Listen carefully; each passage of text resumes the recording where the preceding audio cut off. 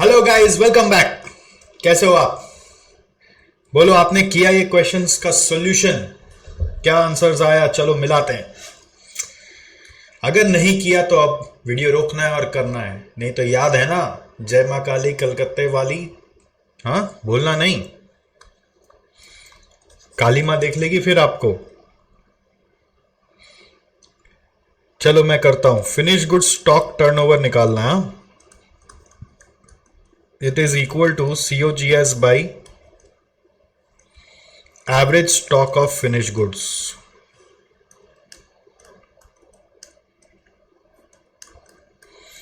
COGS by average stock of finished goods.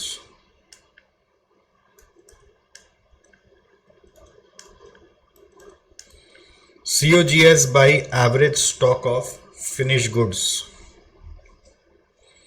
So COGS क्या होगा? COGS क्या होगा? COGS होता है सेल्स माइनस जीपी। बेसिक्स में पढ़ा दिया था मैंने। सेल्स 8 लाख। अब जीपी देखो दिया हुआ है 33.33% ऑन कॉस्ट। तो आपको अभी जनरल अजम्पशन जाते जाते समझाया था लास्ट दिन कि सेल्स माइनस जीपी से कॉस्ट आता है। तो जिसके ऊपर जीपी दिया हुआ उसको 100 मानोगे, तो ये होगा 33.33, तो ये होगा 133.33। सो जीपी परसेंट ऑन सेल्स निकालना पड़ेगा।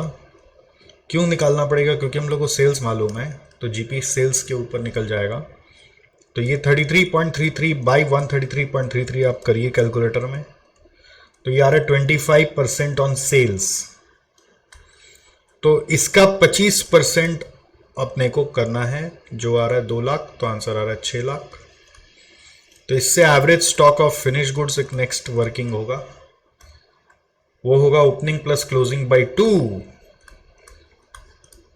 वो है 50,000 प्लस 70,000, 50,000 प्लस 70,000 बाई 2, यानी कि ये आ रहा है 60,000। 50,000 प्लस 70,000 बाई 2 करके आ रहा है 60,000। सो from this COGS is 6 lakh by 60,000 करके आंसर आ रहा है 10 टाइम्स।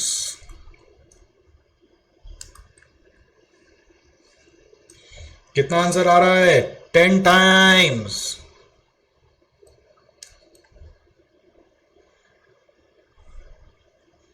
फिर इसके बाद फिनिश गुड स्टॉक वेलोसिटी।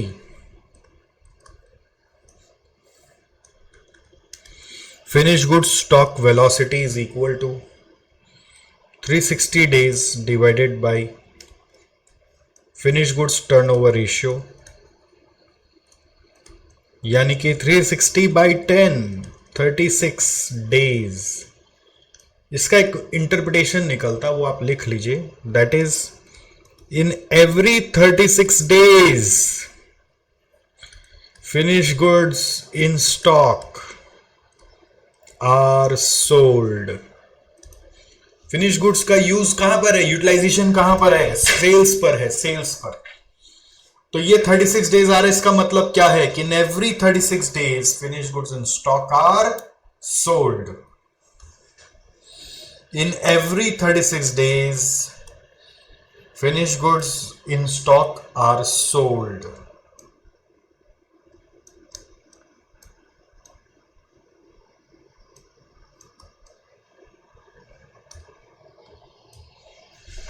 हो गया?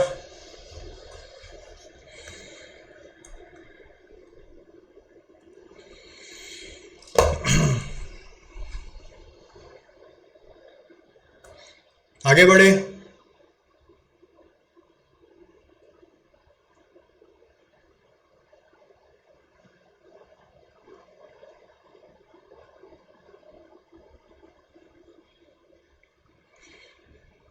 ये वाला देखो, इन्वेंट्री टर्नओवर रेशियो दिया हुआ, मतलब वही finish good stock turnover ratio को मानते हैं।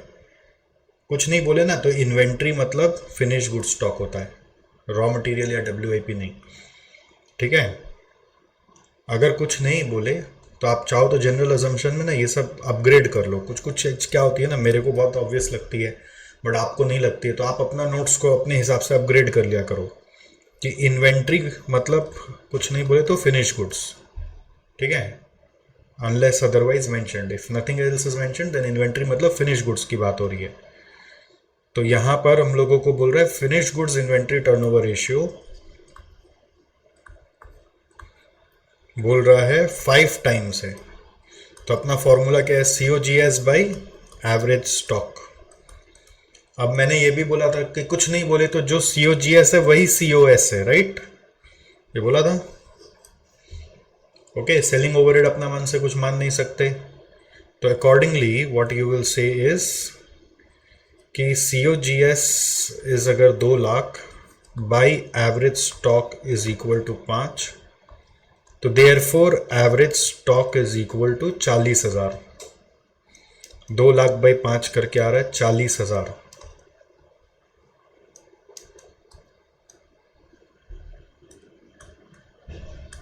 हुआ। अब ओपनिंग स्टॉक और क्लोजिंग स्टॉक, ये पार्ट ए हो गया।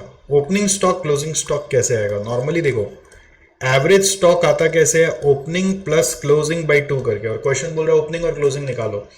तो मेरे को एवरेज तो मालूम है, बट अगर ओपनिंग मालूम होता है तो क्लोजिंग आ जाता, क्लोजिंग मालूम होता तो ओपनिंग आ जाता। तो मैं कैसे निकालू ओपनिंग स्टॉक और क्लोजिंग स्टॉक, ठीक है। तो इसके लिए मैंने एक अजम्पशन बताया था आपको कि अगर कुछ नहीं बोले तो एग्जिस्टिंग कंपनी मानते हैं, और एग्जिस्टिंग कंपनी में opening stock closing stock equal माना जाता है।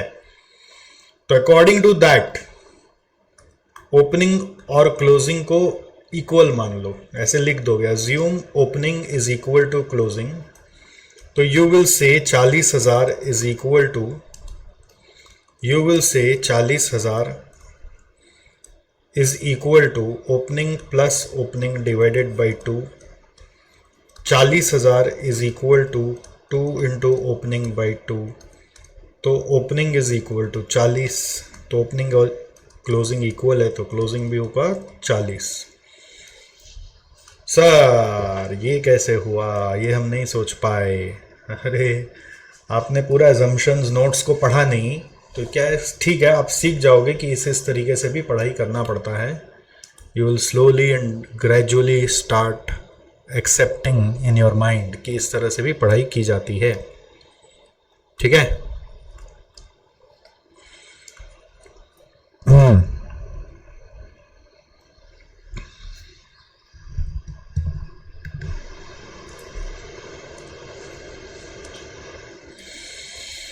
ओके, सो नेक्स्ट में आगे बढ़े।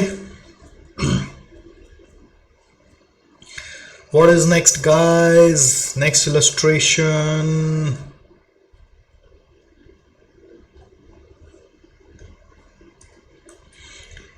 ये रहा, raw material stock turnover ratio पूछा है। तो भाइयों बहनों, raw material stock turnover ratio कैसे आता है, raw material consume divided by average stock करके आता है। रॉ मटेरियल कंज्यूम्ड कैसे आता है, it is equal to opening raw material plus purchases minus closing raw material. Opening raw material है 40,000, परचेजेस है 190 और क्लोजिंग है 30,000, दोनों मिला के आ रहा है नेट करके 2 लाख। एवरेज स्टॉक कैसे आएगा रॉ मटेरियल का, ओपनिंग प्लस क्लोजिंग बाई 2 करके 40,000 प्लस 30,000 बाई 2 इक्वल टू 35,000। तो ये आ रहा है 2 lakh by 35,000 is equal to 5.71। फिर रॉ मटेरियल होल्डिंग पीरियड कर लो, अपने से कर लो, क्या है कर लो। Raw material holding period is equal to 360 by raw material stock turnover ratio. Sir ऐसे फॉर्मूला लिखना होता है क्या? डायरेक्ट आंसर नहीं निकाल सकते हैं? बिल्कुल निकाल सकते हैं सर, नंबर नहीं कटेगा। ऐसे कैसे कटेगा नंबर? फॉर्मूला का कोई नंबर नहीं होता। फॉर्मूला हम लोग लिखते हैं बस अपने एक्यूरेसी के लिए। तो आंसर हो रहा है 63 डेज अप्रॉक्स। ठीक है, सो इजी। इसका मतलब एक इंटरप्रिटेशन अगर लिखा जाए, ये लाइन लिख लो, in every 63 days the stock of raw materials are consumed. In every 63 days, the stock of raw materials are consumed. Would you remember this? Yes, sir.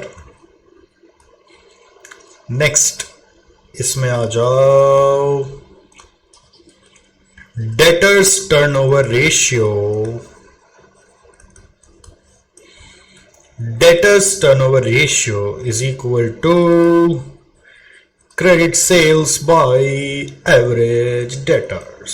Credit sales क्या होगा? 5 लाख का 60% अलग से लिख लेते हैं। Credit sales is equal to 5 lakh का 60% 3 लाख, और average debtors is equal to opening plus closing by 2, यानी कि 12,000 प्लस 18,000 बाई 2, यानी कि 15,000। 12,000 प्लस 18,000 बाई 2, तो 3 लाख बाई 15,000, 20 टाइम्स। तो इसी से आएगा average collection period 360 by 20, 18 days. यानी कि इंटरप्रिटेशन क्या बनेगा? इंटरप्रिटेशन क्या बनेगा? In every 18 days the debtors are collected. ठीक है, कलेक्टेड मतलब वो लोग आ जाता है, पैसा दे जाता है और नया गुड्स ले जाता है। ठीक है, वो लिखने का दरकार नहीं, बस इतना ही समझ में आ गया। डेटर्स आर कलेक्टेड, डेटर्स के साथ कलेक्शन होते रहना चाहिए। कितना इजी, कितना देर लगा मेरे को करने में? एग्जाम्पल 5 में आ जाओ। Number A, creditors turnover ratio, it is equal to credit purchases by average creditors। अब यहाँ पे थोड़ा सा मजा आएगा। आप यहाँ पे हो सकता है काउंट्स थोड़ा सा कम जानते हैं तो फंस जाते हैं। हाँ, क्रेडिट परचेजेस कैसे आएगा? यहाँ पे क्वेश्चन में जानकारी नहीं है, बट आपको ये पता होना चाहिए कि रॉ मटेरियल कंज्यूम्ड कैसे आता है। ये आता है opening stock plus purchases minus closing stock of raw material. ठीक है, ऐसे कंज्यूम्ड आता है, ये तो ऊपर से भी समझ में आया हुआ है।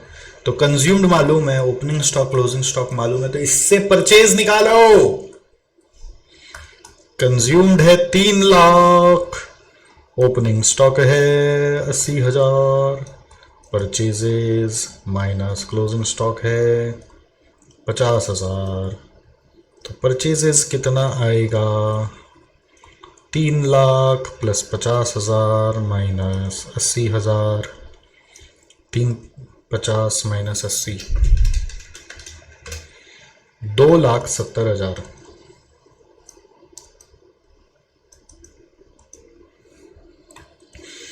Average creditors opening plus closing by 2, 20,000 plus 10,000, ये दोनों मिला के ओपनिंग है।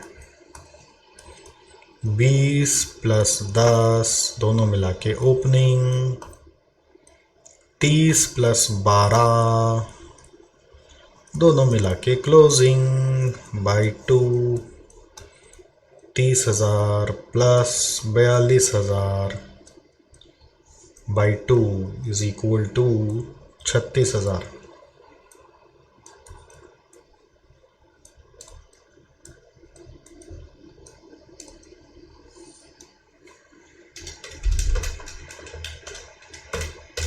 Okay, is this clear? Have you understood this? Yes or no?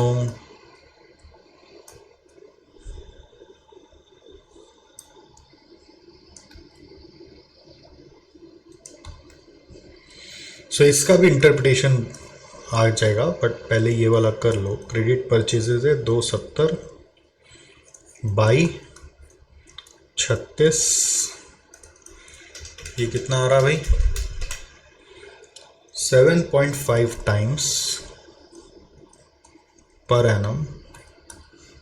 So number B, creditors payment period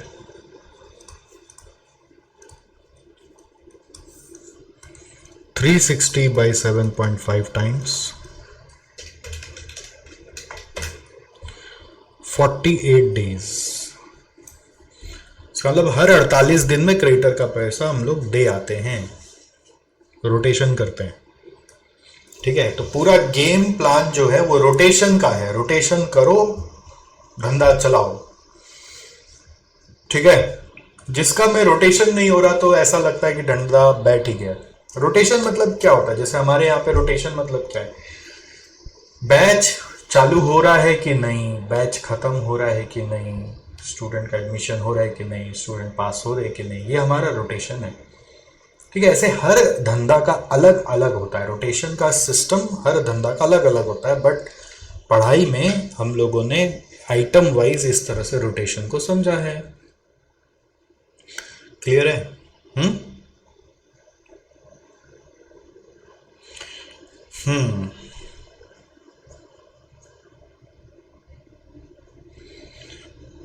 आप मैट में, हम लोगों का जो मैट है उसमें आ जाओ।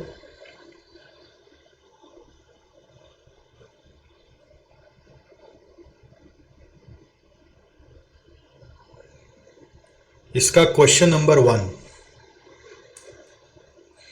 अभी आप ये करेंगे मेरे सामने, मेरा बिना हेल्प लिए। चलिए शुरू हो जाइए, ट्राई करिए। Start start start. आपको 5 मिनट दिया जा रहा है।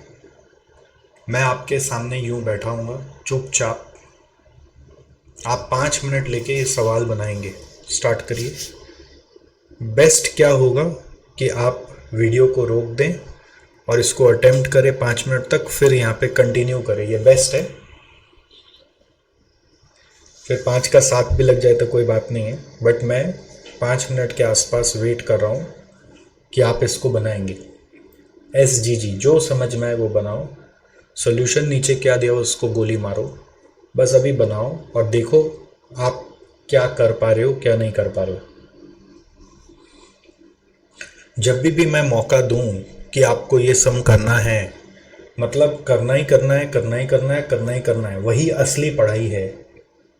बाकी सब बकवास था। असली पढ़ाई ये है जो मैं आपको बोलता हूँ कि ये भी करो। दिस इज द रियल पढ़ाई। ध्यान रखना, दिस इज द रियल पढ़ाई।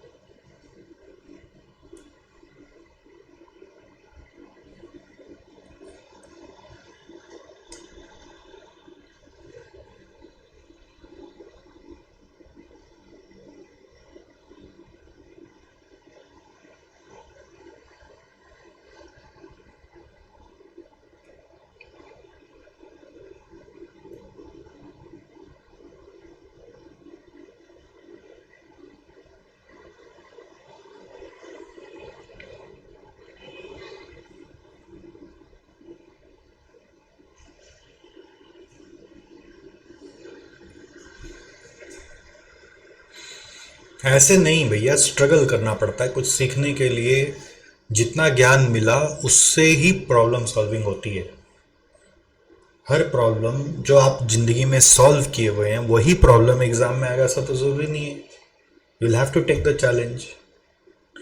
80% कर पाओगे, 70% कर पाओगे, 50% कर पाओगे, जितना दूर तक हो सके उतना दूर तक करेंगे। और पता चलना चाहिए कि हम यहाँ आके अटक गए, ये पता होना चाहिए, अंदर से आवाज आनी चाहिए कि अरे अब यहां से नहीं समझ में आ रहा। तो आदमी उस जगह से सीखता है। सीखने का जो तरीका है वो वहीं से शुरू होता है।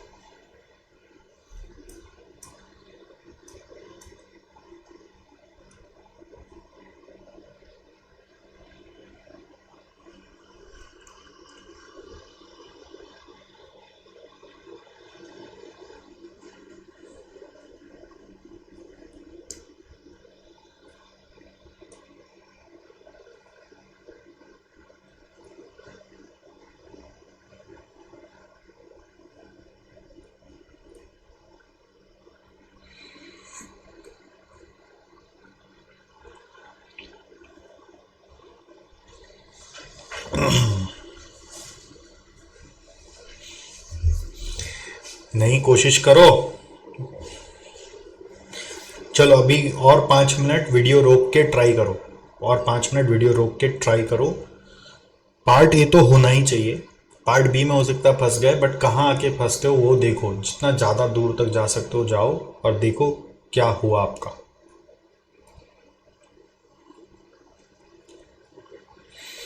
सो क्वेश्चन बोल रहा है the total sales of a firm which are all on credit is 640 और ग्रॉस मार्जिन इज 15%। कुछ नहीं बोला तो ये सेल्स पे है, ठीक है। ग्रॉस मार्जिन कुछ नहीं बोलता है तो ऑन सेल्स माना जाता है, ऑन कॉस्ट बोलता है तब ऑन कॉस्ट मानते हैं। And current ratio is 2.5। Current ratio क्यों दिया हुआ है? तो current ratio is current asset by current liability. Current liabilities दिया हुआ तो करंट एसेट्स आ जाएगा। करंट एसेट्स में फिर इन्वेंट्रीज भी दिया है, कैश भी दिया है। तो करंट एसेट में इन्वेंट्री, कैश, डेटर्स, ये 3 कॉमन आइटम है। इन्वेंट्री, कैश और डेटर्स। तो इन्वेंट्री दिया हुआ है, कैश दिया हुआ है, तो बैलेंसिंग फिगर डेटर्स बन जाएगा। यही इसका सीक्रेट है। फिर बोल रहा है डिटरमाइन करो average inventory to be carried by the firm if an inventory turnover ratio 5 times is expected. तो आपको इन्वेंट्री टर्नओवर रेशियो दिया हुआ है तो उसका फॉर्मूला में बैठाओगे, ओके। तो उससे एवरेज इन्वेंट्री निकालना है। और सेकेंड बोल रहा है determine average collection period if the opening balance of debtors is intended to be of 80,000। तो ओपनिंग डेटर्स दिया हुआ तो क्लोजिंग डेटर्स कहाँ से आएगा? क्लोजिंग डेटर्स यहां से आएगा। This will be use to find current assets. Current assets से क्लोजिंग डेटर्स इसी से मिलेगा। ओपनिंग डेटर्स दिया हुआ है तो उससे एवरेज डेटर्स आ जाएगा। एवरेज डेटर्स से डेटर्स टर्नओवर रेशियो में बैठाओगे, फिर कलेक्शन पीरियड में बैठा दोगे, ठीक है। चलो वेरी गुड, स्टार्ट। कुछ तो आइडिया लगा होगा अभी मैंने बोला। अब जब देखो कभी भी हम लोग मैथ का क्वेश्चन कॉपी में कर रहे हैं ना, तो कुछ प्रोटोकॉल्स है हमारे नोट्स बनाने के। अभी तक वो प्रोटोकॉल एप्लीकेबल नहीं हुए थे, वो तो बताया नहीं था। सबसे पहला चीज़, अपना पूरा कॉपी में पेज नंबरिंग करके रखना बहुत ज़रूरी है। सिर्फ अगर अभी तक नहीं किए तो जितना भी पेज अभी तक लिखे उसमें फटाक से जाइए, कॉर्नर में ऊपर में पेज नंबरिंग कर लीजिए। और अब से पूरा कॉपी में पेज नंबरिंग करना ही करना है। और ये हर सब्जेक्ट में ये गोल्डन रूल्स फॉलो करिएगा। It will help you to revise the day before your exam, ठीक है। आपका जो एफएम का सिलेबस है उसका हकीकत ये है कि वो 50 मार्क का आपके एग्जाम में, बट जो कंटेंट है वो 100 मार्क जैसा है। 100 मार्क का चीज़ 50 मार्क के लिए पूछा जा रहा है, आप ऐसा समझ लीजिएगा। जो पढ़ाई है, जो मेहनत है, वो 100 मार्क जितना है, बट एग्ज़ाम में आएगा 50 मार्क का। तो उसको कंडेंस करना पड़ेगा एग्ज़ाम के लिए। कंडेंस करने के लिए ये सब ट्रिक्स बताया जा रहा है कि डे बिफोर एग्ज़ाम बहुत ज़्यादा स्ट्रगल ना हो। डे बिफोर एग्ज़ाम एक रूल बता देता हूँ, जो पढ़ के जाते हो उस एक दिन पहले वही एग्ज़ाम में याद रहता है। अभी जितना पढ़ते हो कुछ ज़्यादा याद नहीं रहता। क्या होता है, अभी जो पढ़ते हो उससे बस टेक्निक्स आ जाता है, बट उतना याद नहीं रहता। बट अगला जो पढ़ाई करोगे रिवीजन में, वो थोड़ा सा फास्ट हो पाए इसलिए अभी पढ़ रहे इतना डिटेल में। उसके अगला रिवीजन जब करोगे तो वो उससे कम समय में हो पाए, और उससे अगला रिवीजन जब करोगे तो वो उससे कम समय में हो पाए। इस थ्योरी से हम लोग पढ़ाई करते हैं कि डे बिफोर एग्जाम में एक दिन में हम ये सारा चीज पढ़ ले, अदरवाइज कोई एक दिन में पढ़ नहीं सकता। एक दिन में तभी पढ़ सकता है जब इसको पहले ही मल्टीपल टाइम्स पढ़ लिया है। तो एक दिन में टाइम वेस्ट नहीं होना चाहिए, इसलिए कॉपी में पेज नंबरिंग ऐसे कर लेना अपना। दूसरा, एक रेड पेन से हमेशा क्वेश्चन नंबर लिखोगे। जब भी हम कॉपी में क्वेश्चंस आपको कराएंगे ऐसे लिखोगे, सॉल्यूशन टू क्वेश्चन 1, और बुक का पेज नंबर यहाँ कॉपी में, बुक का पेज नंबर कॉपी में, और कॉपी का पेज नंबर आके बुक में देखना। मैंने हर क्वेश्चन के लिए आपको यहाँ पे जगह दिया है, exercise book number page number बोल के। हर क्वेश्चन के लिए हमने आपको जगह दिया है, तो यहाँ पर आपको ये लिखना जरूरी है, ठीक है।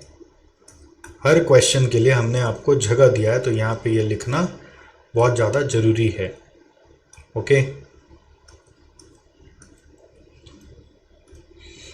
सो आ जाओ, solution to question number 1, page number dash, let's do it.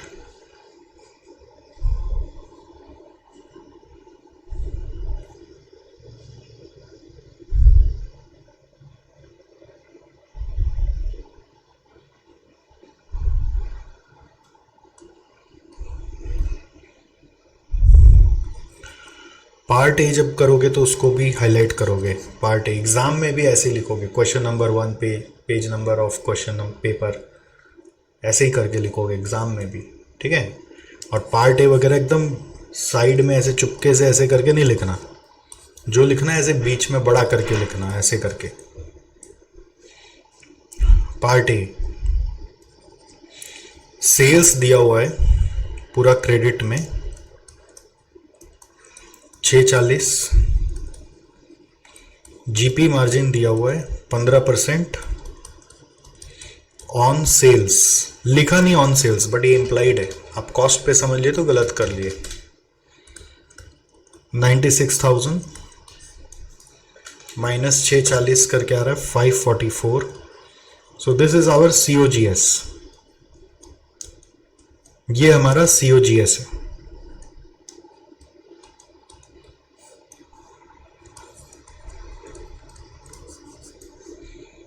ठीक है।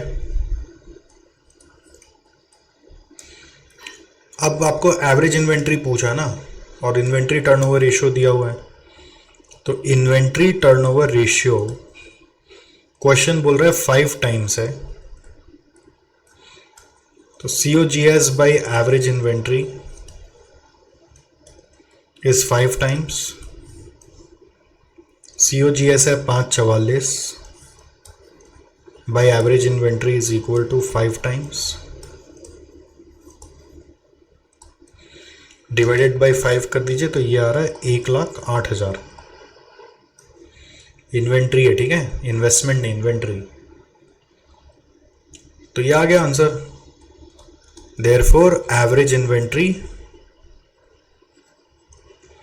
Is equal to 1,08,000 rupees.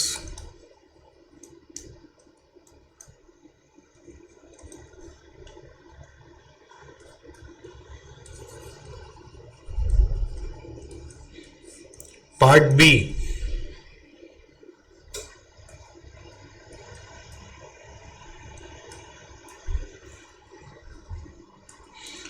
Part B is average collection period if the opening balance of debtors is to be of 80,000.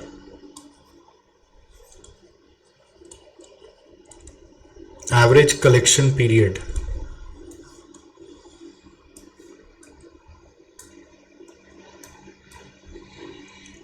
तो उसके पहले मेरे को डेटर्स टर्नओवर रेशियो चाहिएगा, और debtors turnover ratio के लिए क्या चाहिए, credit sales by average debtors. तो क्रेडिट सेल्स हम लोगों को मालूम है, गिवन है 640।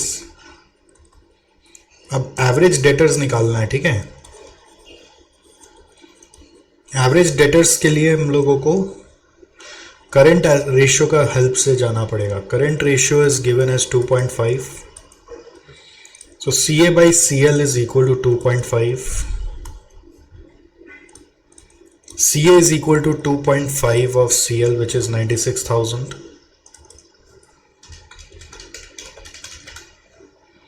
ये है 240,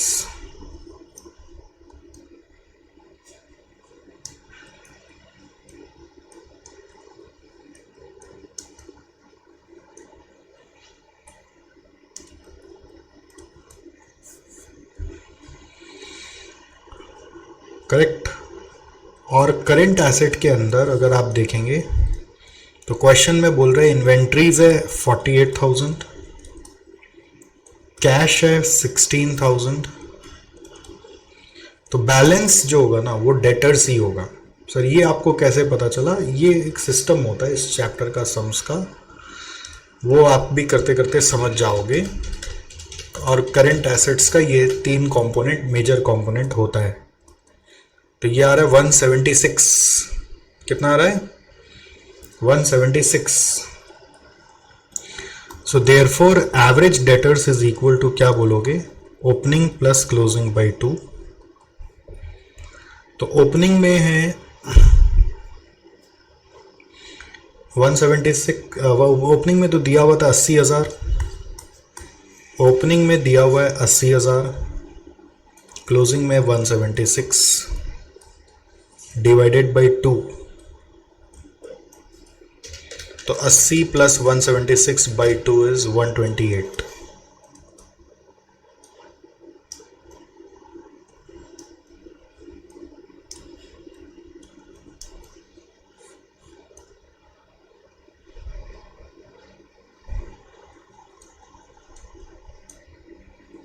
ओके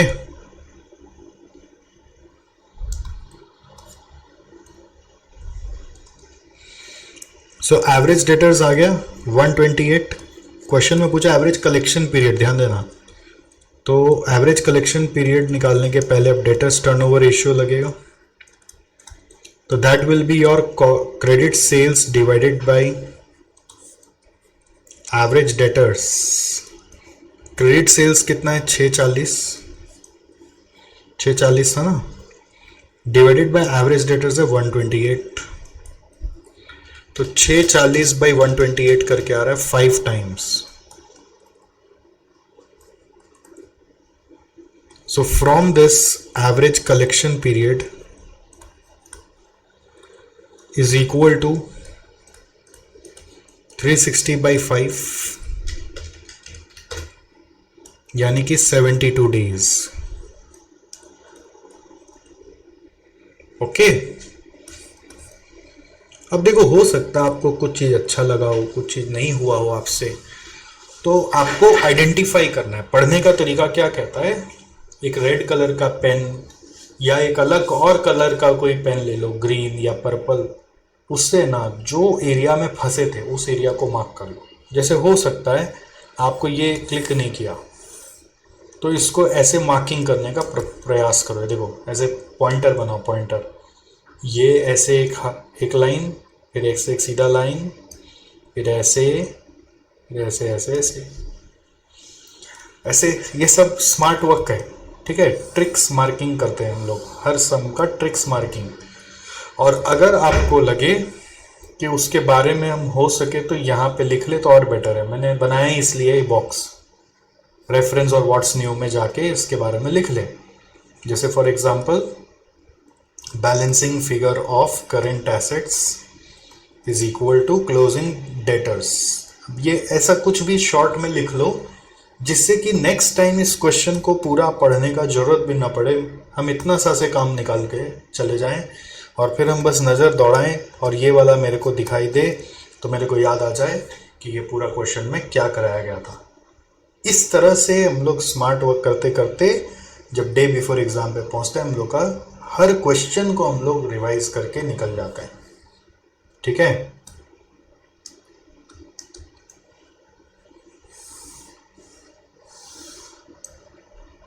ये क्लियर हो गया?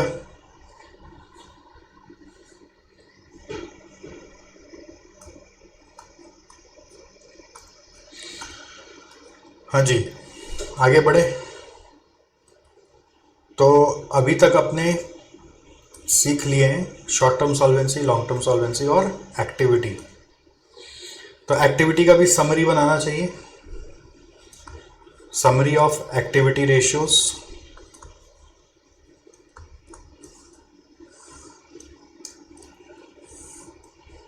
था ना? तो समरी ऑफ एक्टिविटी रेशियोज क्या कहता है? एक आपका टोटल एसेट टर्नओवर,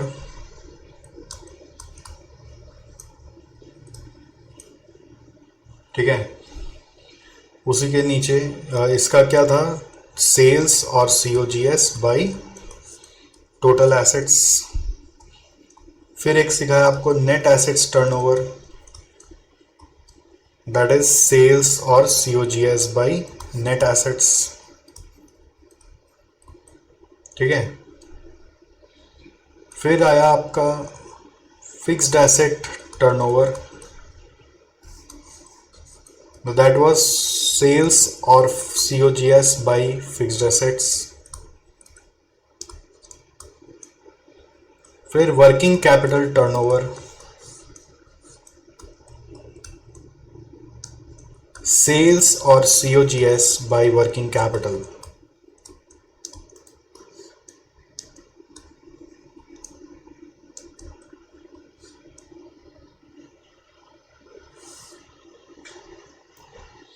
फिर वर्किंग कैपिटल टर्नओवर के बाद वो जो बाकी सारा करंट एसेट्स का आइटम्स था और करंट लायबिलिटीज का आइटम्स था वो सारा, तो हम लोग क्या लिख सकते हैं यहाँ पर, raw material stock turnover,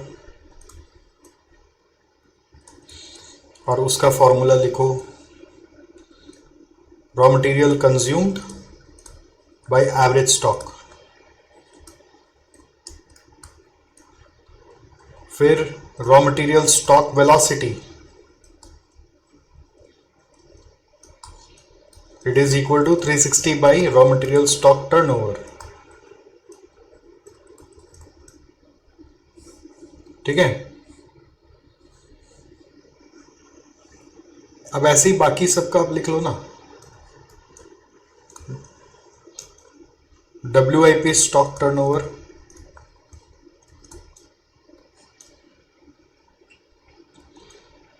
is equal to cost of production by average stock,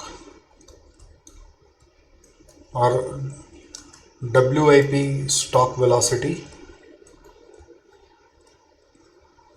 is 360 by WIP stock turnover। है कि नहीं है? ये सब एक एक बॉक्स में डाल देंगे, बॉक्स में, जिससे कि ऐसा फॉर्मूला हम लोग को ध्यान रहे कि फॉर्मूला है। समझ गए?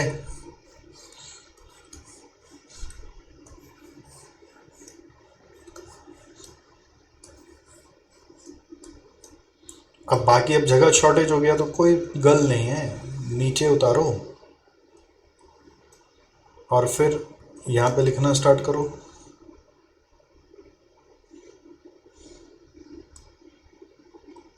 कैसे भी बना लो ना।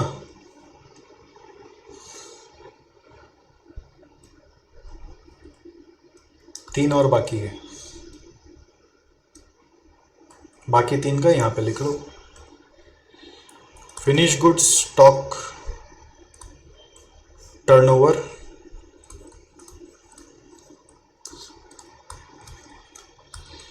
is equal to COGS by average stock. Finished goods stock holding period is equal to 360 by finished goods stock turnover।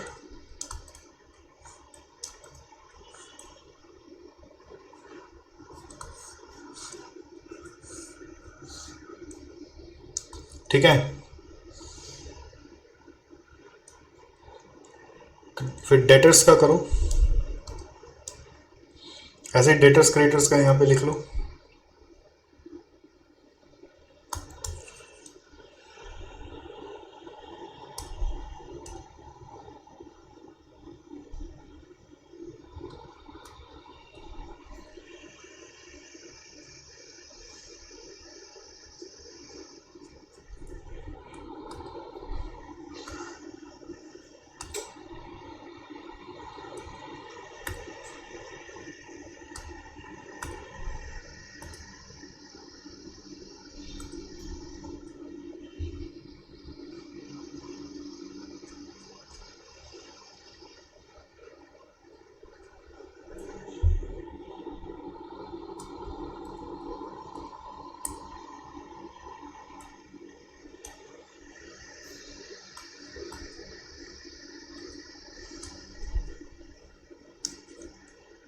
So debtors turnover ratio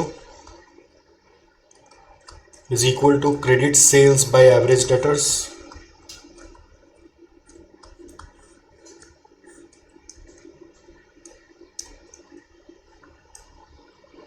और एक होगा debtors collection period,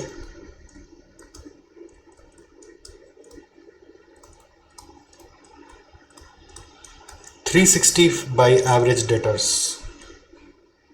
sorry 360 by debtors turnover ratio. ठीक है,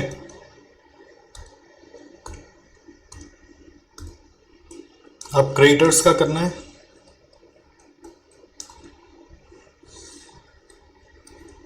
तो creditors turnover ratio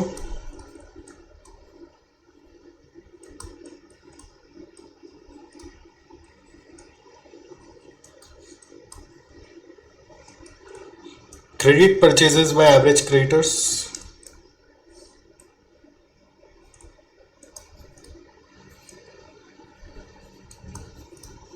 तो creditors payment period is equal to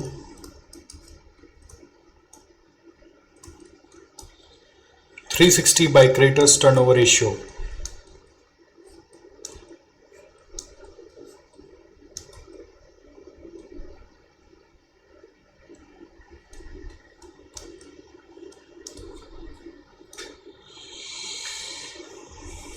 समझ में आया?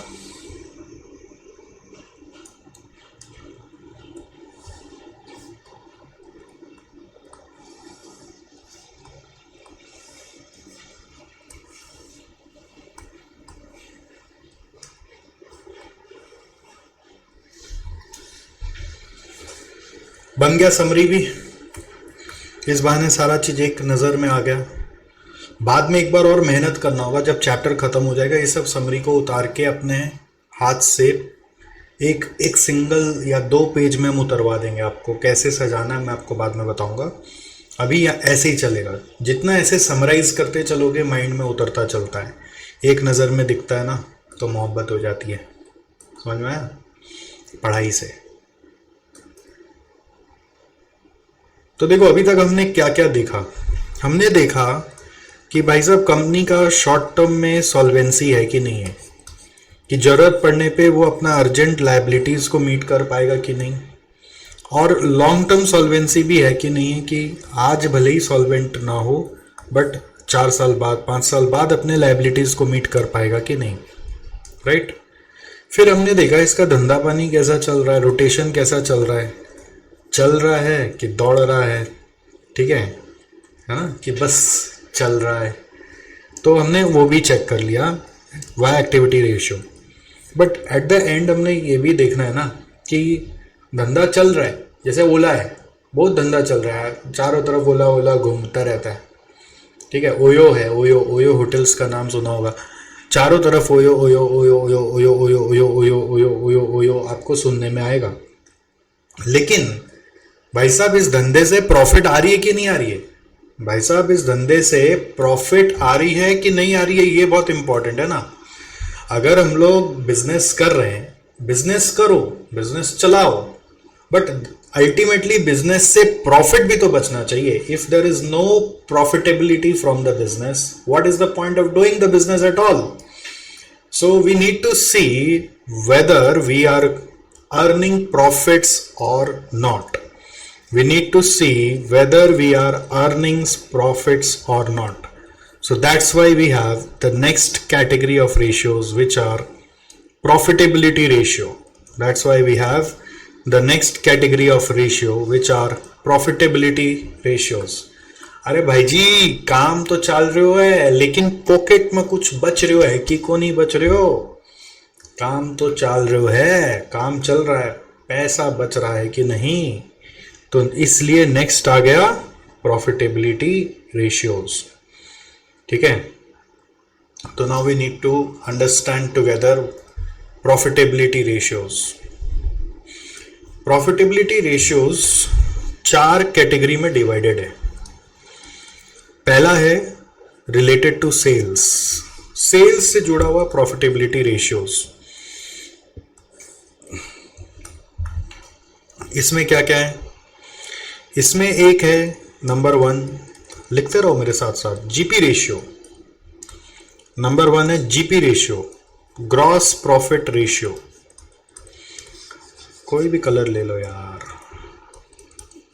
जीपी रेशियो, जीपी रेशियो मतलब क्या है? Gross profit ratio which is equal to GP by sales. Number 2 क्या होगा? Net profit ratio. Net profit ratio होगा एनपी बाई सेल्स। अच्छा, एनपी मतलब एक कंफ्यूजन आता है, उसको अपने बोलते हैं पैट, पैट बाई सेल्स बोलेंगे, ठीक है। जीपी मतलब क्या होता है मालूम है? जो प्रॉफिट प्रोडक्ट से कमाते हैं उसको ग्रॉस प्रॉफिट बोलते हैं, या कस्टमर से जो कॉस्ट के साथ जोड़कर रिकवर करते हैं उसको ग्रॉस प्रॉफिट बोलते हैं, जो प्रॉफिट कस्टमर से रिकवर करते हैं, ठीक है। ग्रॉस प्रॉफिट का मतलब क्या होता है? Recovered from customers. और नेट प्रॉफिट क्या होता है? जैसे ग्रॉस प्रॉफिट में फिर कुछ और खर्चा माइनस करते हैं तब नेट प्रॉफिट आता है। तो नेट प्रॉफिट क्या होता है? It is basically gross profit minus, और कई बार प्लस भी होता है, certain other expenses and incomes, minus other expenses जो कि आप कस्टमर से चार्ज नहीं कर रहे। जैसे कस्टमर को एक मोबाइल बेच रहे हो तो मोबाइल का कॉस्ट में जो प्रॉफिट इंक्लूड करके आप प्रॉफिट ला रहे हो वो जो ग्रॉस प्रॉफिट है। और अब मान लीजिए आपने मोबाइल का ही कॉस्ट जब कैलकुलेट किया था तो कुछ ऐसा भी एक्सपेंसेस था जो मोबाइल का कॉस्ट में नहीं जोड़ा, तो वो सब एक्सपेंसेस फिर जीपी से माइनस होके एनपी आता है। और हम लोगों के यहाँ पे क्या चलेगा? पैट, ठीक है। पैट मतलब उसमें टैक्स भी माइनस कर देना है। थर्ड है ऑपरेटिंग प्रॉफिट रेशियो। देखो, operating profit ratio, operating profit ratio क्या होता है? It is operating profit by sales. इसको अपने क्या बोलते हैं? Operating profit by sales. अच्छा, अब यहां पे आप लोग का टाइटाई फिश होता है। क्या टाइटाई फिश होता है? ऑपरेटिंग प्रॉफिट क्या होता है सर? ये तो हम लोगों को मालूम ही नहीं है ना। हम लोगों को ऑपरेटिंग प्रॉफिट क्या होता है इसका आइडिया नहीं होता, ठीक है। तो ऑपरेटिंग प्रॉफिट आपको अभी सीखना है। You write operating profit by sales. Operating profit ratio क्या होगा? Operating profit by sales. So now what is operating profit? Operating profit normally हम लोग बोलते हैं, अगर आप जैसे प्रॉफिट निकालते हो सेल्स में से, cost of goods sold minus करते हो, जीपी आता है। जीपी में से अदर एक्सपेंसेस बोला ना, माइनस करके एनपी में जाते हो। अगर एनपी मतलब पैट है तो टैक्स वैक्स सब माइनस हो गया। बट ऑपरेटिंग प्रॉफिट निकालते समय सिर्फ आप वही खर्चा माइनस करते हो जो कि आपका ऑपरेटिंग एक्सपेंसेस है। ऑपरेटिंग मतलब डे टू डे बिजनेस का एक्सपेंसेस जो कि सीओजीएस का पार्ट नहीं बना। सीओजीएस में जो खर्चा नहीं घुसा but day to day operating expense है। जैसे फॉर एग्जांपल एकदम सिंपल मैं बोलूं तो एक एडमिनिस्ट्रेटिव एक्सपेंसेस होता है जो हम लोग का सीओजीएस के समय हम लोग कंसिडर नहीं करते हैं, और दूसरा हम लोगों का सेलिंग एंड डिस्ट्रीब्यूशन एक्सपेंसेस होता है। ये सब कॉस्ट शीट जब पढ़ोगे कॉस्ट अकाउंटिंग में तो वहाँ पे और क्लियर होगा, बेसिक्स ऑफ कॉस्ट अकाउंटिंग में भी क्लियर हो जाता है। तो ये एडमिन एक्सपेंसेस और ऑपरेटिंग एक्सपेंसेस हम लोगों का इकट्ठा करके बनता है। तो एडमिन और selling and distribution expense normally business चल रहा होता है डे टू डे तभी लगता है, अदरवाइज नहीं लगता। ऑपरेटिंग मतलब जो बिजनेस के कारण ही लग रहा है। अब यहाँ पे जब अदर एक्सपेंस की बात करें तो इसमें क्या क्या आ रहा है? इसमें ऑपरेटिंग भी आ रहा है, जैसे कि ये नीचे वाला, ठीक है। इसमें अदर नॉन ऑपरेटिंग एक्सपेंस भी आ रहा है। नॉन ऑपरेटिंग एक्सपेंस क्या होते हैं? जैसे for example goodwill return of. Goodwill return of कोई खर्चा, ऑपरेटिंग खर्चा नहीं है, ठीक है। प्रिलिमिनरी एक्सपेंसेस कोई ऑपरेटिंग खर्चा नहीं है। ऑपरेटिंग खर्चा मतलब बिजनेस इसके बिना चलेगा नहीं। ऑपरेटिंग मतलब ऑपरेट करेंगे बिजनेस तो चलेगा ही चलेगा, लगेगा ही लगेगा। तो goodwill return of, preliminary expenses, tax, ठीक है, ये सब क्या है? ये अदर एक्सपेंसेस में सब कुछ आ जाता है। बट ऑपरेटिंग प्रॉफिट बोलता है भाई साहब वही खर्चा माइनस करना है जो किसी बिजनेस चलाने के लिए जरूरी है, अदरवाइज वो खर्चा माइनस नहीं होगा। और इसको निकालते समय, ऑपरेटिंग प्रॉफिट निकालते समय हम लोग इंटरेस्ट और टैक्स भी माइनस नहीं करते हैं, ध्यान रखना। जैसे यहाँ पे टैक्स माइनस किया तो यहाँ पे इंटरेस्ट भी आ जाता है, ठीक है। यहाँ पर ये टैक्स इंटरेस्ट सब माइनस हो जाता है, तभी तो पैट आएगा ना। पैट निकालने के लिए तो इंटरेस्ट माइनस हो गई, टैक्स माइनस हो गई। तो आपका ध्यान रखना है ऑपरेटिंग एक्सपेंस के अलावा बहुत सारा और एक्सपेंसेस होता है, ठीक है। जब नेट प्रॉफिट निकालते हैं तो सब माइनस होगा, बट जब हम लोग ऑपरेटिंग प्रॉफिट निकाल रहे हैं तो सिर्फ ऑपरेटिंग एक्सपेंसेस ही माइनस होगा, ठीक है।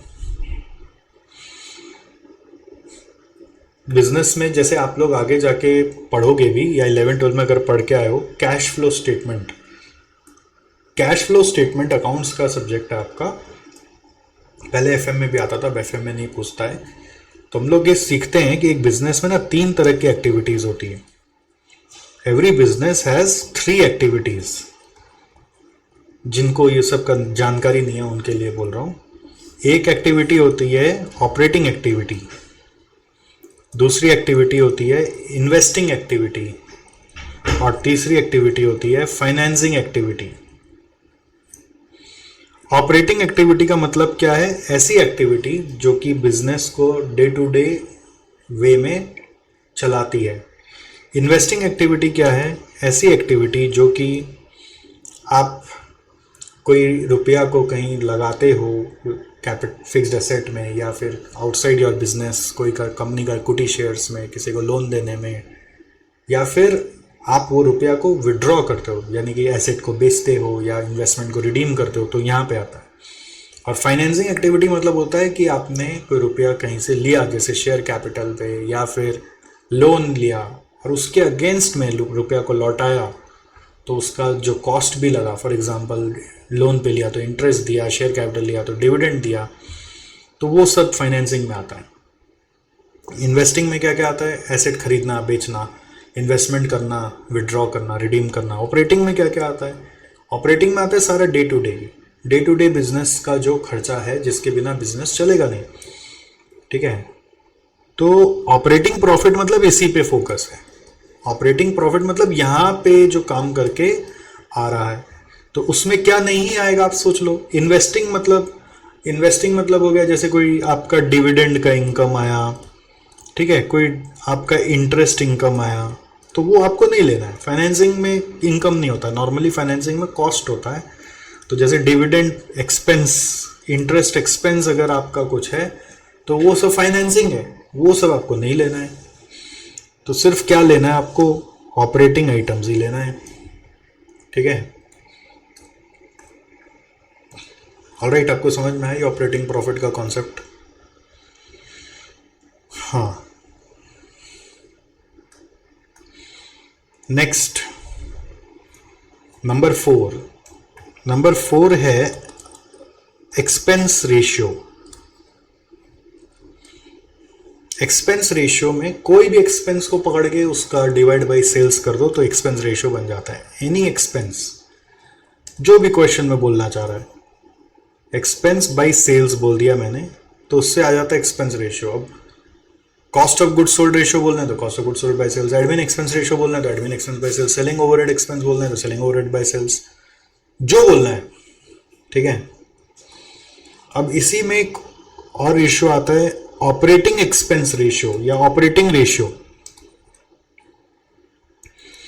लिखो 5th नंबर, एक्सपेंस रेशियो में एक रेशियो आता है ऑपरेटिंग एक्सपेंस रेशियो। ये वर्ड ऑपरेटिंग में ना मिस्टेक होता है, इसलिए उसके ऊपर एम्फेसिस कर रहे हैं। ऑपरेटिंग एक्सपेंस रेशियो, इसका दूसरा नाम है ऑपरेटिंग रेशियो।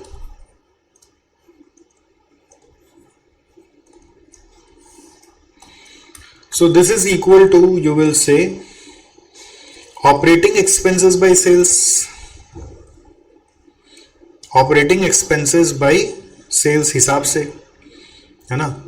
बट खाली ऑपरेटिंग एक्सपेंस नहीं लेते नॉर्मली। इसमें नॉर्मली हम लोग ऑपरेटिंग एक्सपेंस के साथ COGS भी जोड़ लेते हैं, फिर सेल्स से डिवाइड करते हैं, ठीक है। ध्यान रखना, ऐसे रुको। ऑपरेटिंग एक्सपेंस रेशियो मतलब ऐसे ऑपरेटिंग एक्सपेंस बाई सेल्स होता है, बट अगर खाली आपको बोले ये ऑपरेटिंग एक्सपेंस रेशियो है, ये एक्सपेंस रेशियो डाल दो, और खाली अगर आपको खाली बोले ऑपरेटिंग रेशियो, ऑपरेटिंग रेशियो जब बोले तो आप ऑपरेटिंग एक्सपेंस प्लस COGS ऐसे दिखाओगे बाई सेल्स। वर्ड ऑपरेटिंग में दोनों डालोगे, और ऑपरेटिंग एक्सपेंस जब बोला तो सिर्फ एक ही डालोगे। वर्ड ऑपरेटिंग जब बोल रहा है, वर्ड ऑपरेटिंग जब बोल रहा है तब दोनों डालोगे, और जब ऑपरेटिंग एक्सपेंस बोला तो सिर्फ ऑपरेटिंग एक्सपेंस डालोगे। ठीक है, क्लियर है? Is this clear?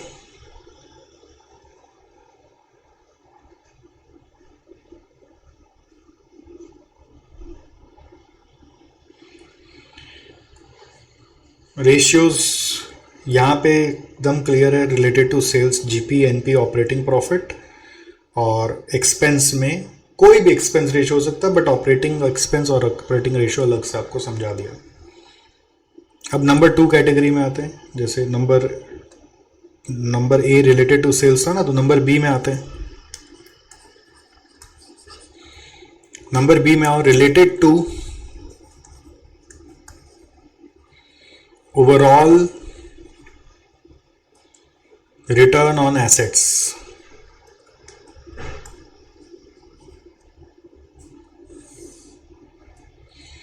Related to overall return on assets.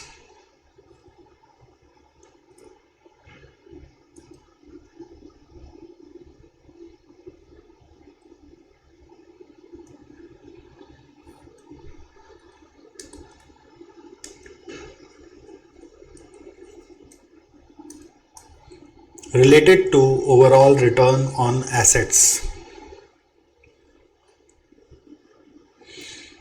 तो रिटर्न ऑन एसेट्स क्या होगा? ये बहुत इंपॉर्टेंट रेशियो, ठीक है, वेरी इंपॉर्टेंट। ये बहुत बार एग्जाम में आता है और इसमें बच्चों लोगों का मिस्टेक्स बहुत होता है। रिटर्न ऑन एसेट्स मतलब क्या होता है?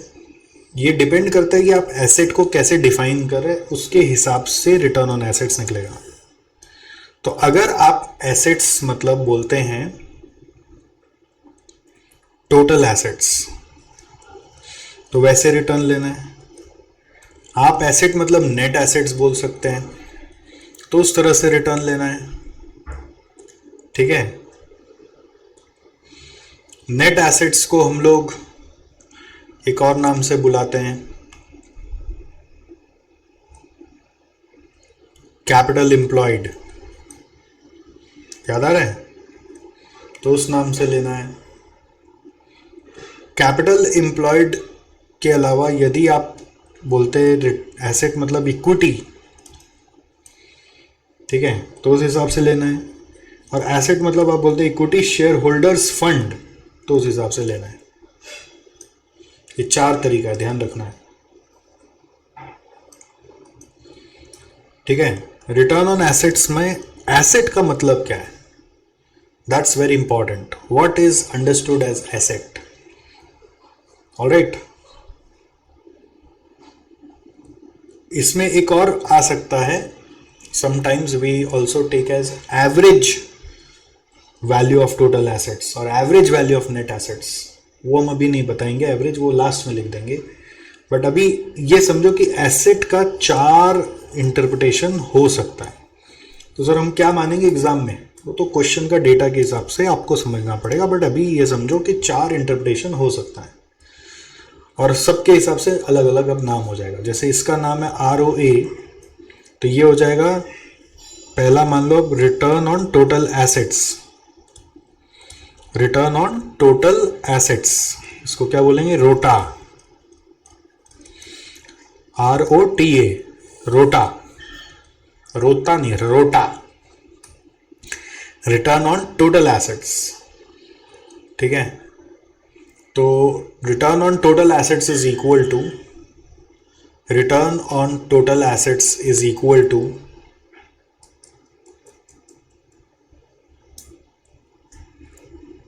Return on total assets is equal to, देखो डिनोमिनेटर में होगा टोटल एसेट्स, डिनोमिनेटर में क्या होगा टोटल एसेट्स, ठीक है, और न्यूमरेटर में क्या होगा, न्यूमरेटर में होता है हिसाब से टोटल एसेट्स के लिए हम लोगों के पास जो इनकम होती है वो होती है EBIT. EBIT is the total income for representing the total assets, ठीक है। टोटल एसेट्स जैसे मान लो हम लोगों का बैलेंस शीट है, टोटल एसेट्स में फिक्स एसेट करंट एसेट जोड़कर टोटल एसेट्स आता है, ठीक है। तो इधर में शेयर कैपिटल है, इधर में preference share equity share capital है, प्रेफरेंस शेयर कैपिटल है, लोन है, करंट लायबिलिटीज है, जोड़कर टोटल एसेट जो इधर आ रहा है वही टोटल लायबिलिटी आएगा। तो इन टोटल एसेट के कारण जो इनकम बिजनेस में जनरेट होता है उसको ईबीआईटी बोलते हैं। इसको बहुत बार ऐसे भी बोलते हैं कि देखो ईबीआईटी में ना किसका किसका पैसा देना बाकी है, इंटरेस्ट का पैसा बाकी है तो लोन का बाकी है, और प्रेफरेंस शेयर का बाकी है, इक्विटी शेयर का बाकी है, पैसा तो इन्हीं तीनों से आ रहा है। तो सिर्फ इन तीन का ही इनकम रखना चाहिए, बाकी सबका हटा देना चाहिए।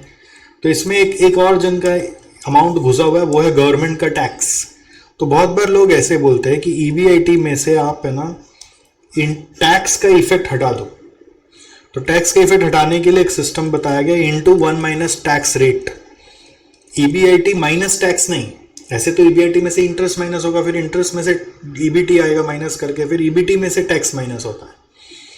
आपको इनकम स्टेटमेंट याद है ना जो पढ़ाए थे, ईबीआईटी में से इंटरेस्ट माइनस होता है, फिर आता है ईबीटी, ईबीटी में से टैक्स माइनस होता है, ठीक है, तब आता है अर्निंग्स आफ्टर टैक्स। बट अभी हम लोग क्या बोल रहे हैं, एक नया चीज, EBIT into 1 minus tax rate. EBIT में इंटू 1 माइनस टैक्स रेट करने से ईबीआईटी के ऊपर टैक्स रेट मल्टीप्लाई कर दिया और उसका इफेक्ट हटा दिया, ठीक है। ये सब क्यों होता है, क्या होता है, वो धीरे धीरे आपको और समझ में आएगा। बट अभी के लिए ये समझना है कि ईबीआईटी वाला भी यूज होता है, या फिर ईबीआईटी पे 1 माइनस टैक्स रेट करके भी वर्किंग होता है, divided by total assets. EBIT into 1 minus tax rate करके भी वर्किंग होता है, डिवाइडेड बाय क्या करोगे, टोटल एसेट्स कर दोगे। EBIT into 1 minus tax rate करोगे, डिवाइडेड बाय क्या करोगे, टोटल एसेट्स कर दोगे। यहां तक सब समझ में आया? ईबीआईटी बाय टोटल एसेट्स, ठीक है। फिर EBIT into 1 minus tax rate by total assets.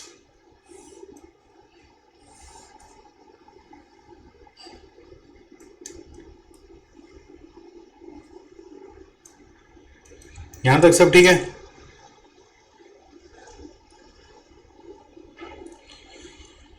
अब इसी में जहां जहां एसेट्स होते हैं सब जगह एवरेज एसेट्स भी लिया जाता है, बट हम उस पर अभी जा नहीं रहे।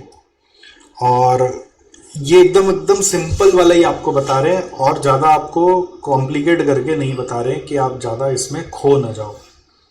ध्यान रहेगा। अभी एक बार इतना सा याद रख लोगे, EBIT into 1 minus tax rate करना है। अगर ईबीआईटी मालूम है 10 लाख और टैक्स रेट मालूम है 30%, तो 10 लाख इंटू 1 माइनस 0.3 करना है, बस इतना सा ध्यान रहेगा। अभी एक लेवल का सीखो ना, धीरे धीरे और मैच्योर हो जाओगे आप। फिर रिटर्न ऑन नेट एसेट्स में आ जाओ।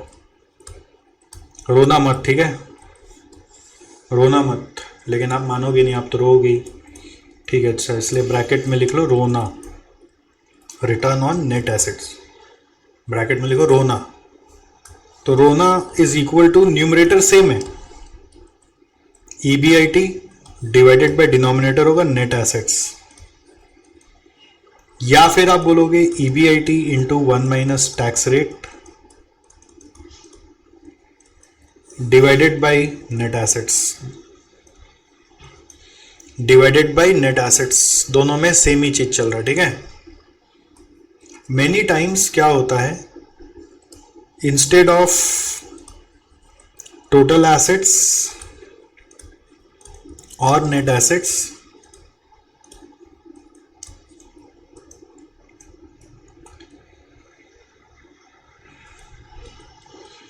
ऑन क्लोजिंग डेट, जैसे अगर बैलेंस शीट दिया हुआ है तो कौन सा डेट का लेंगे, क्लोजिंग डेट का, ठीक है। On closing date we may take average total assets और average net assets.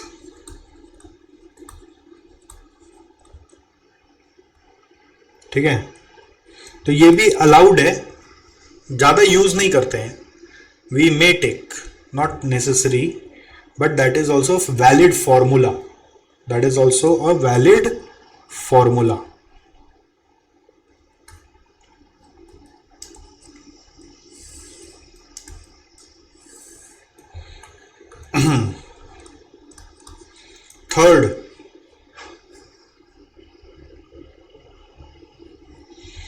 Third,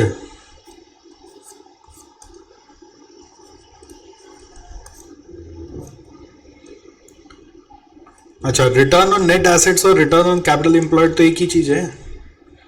return on net assets और रिटर्न ऑन कैपिटल एम्प्लॉयड जो है वो एक ही चीज है, it's just the same thing. Return on net assets और return on capital employed, ROCE, एक ही चीज है, both are same thing. Return on net assets और return on capital employed are one and same thing.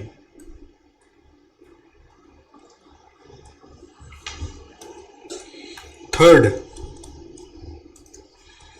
Return on equity,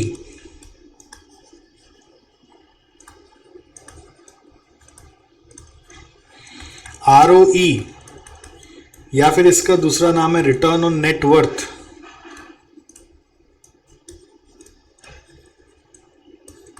यानी कि RONW, RONW।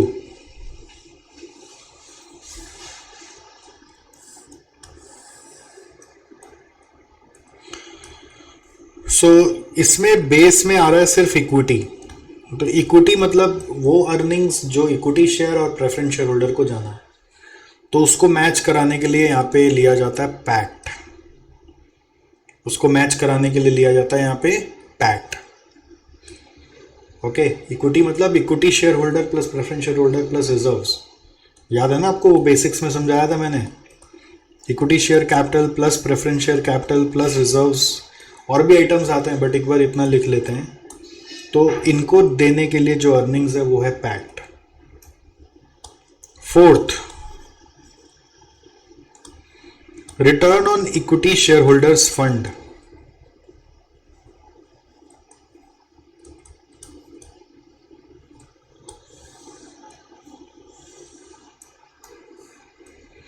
Return on equity share holders fund, so ये क्या होगा, EAFES divided by equity share holders fund.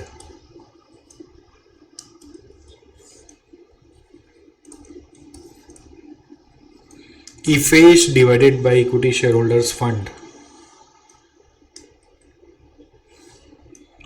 Equity share holders fund मतलब सिर्फ equity share capital plus reserves.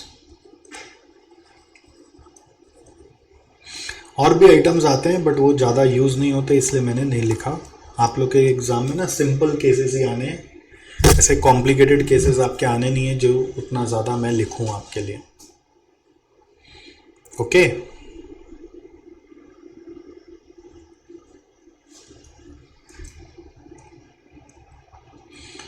तो जैसा देश वैसा भेष, जैसा डिनोमिनेटर वैसा न्यूमरेटर। इक्विटी शेयर होल्डर को रिप्रेजेंट करने के लिए ये इनकम, इक्विटी को रिप्रेजेंट करने के लिए ये इनकम, नेट एसेट्स को रिप्रेजेंट करने के लिए ये इनकम।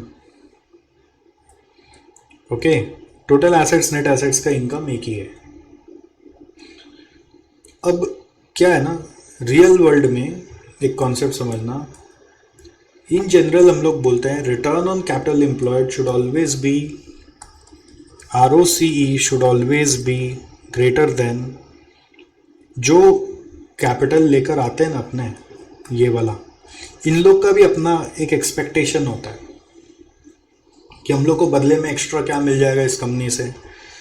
तो ROCE जो आपका बिजनेस का है, that should always be greater than the minimum desired return,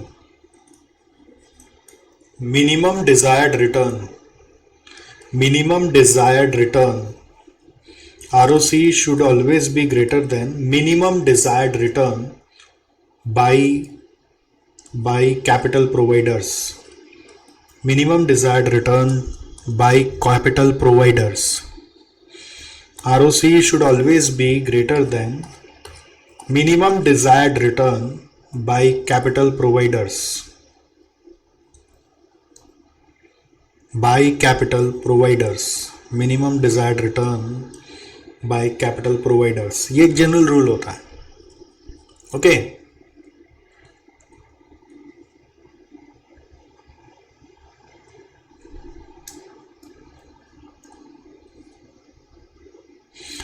Out of all the above four, ROE normally is the most important indicator of a firm's profitability and potential growth.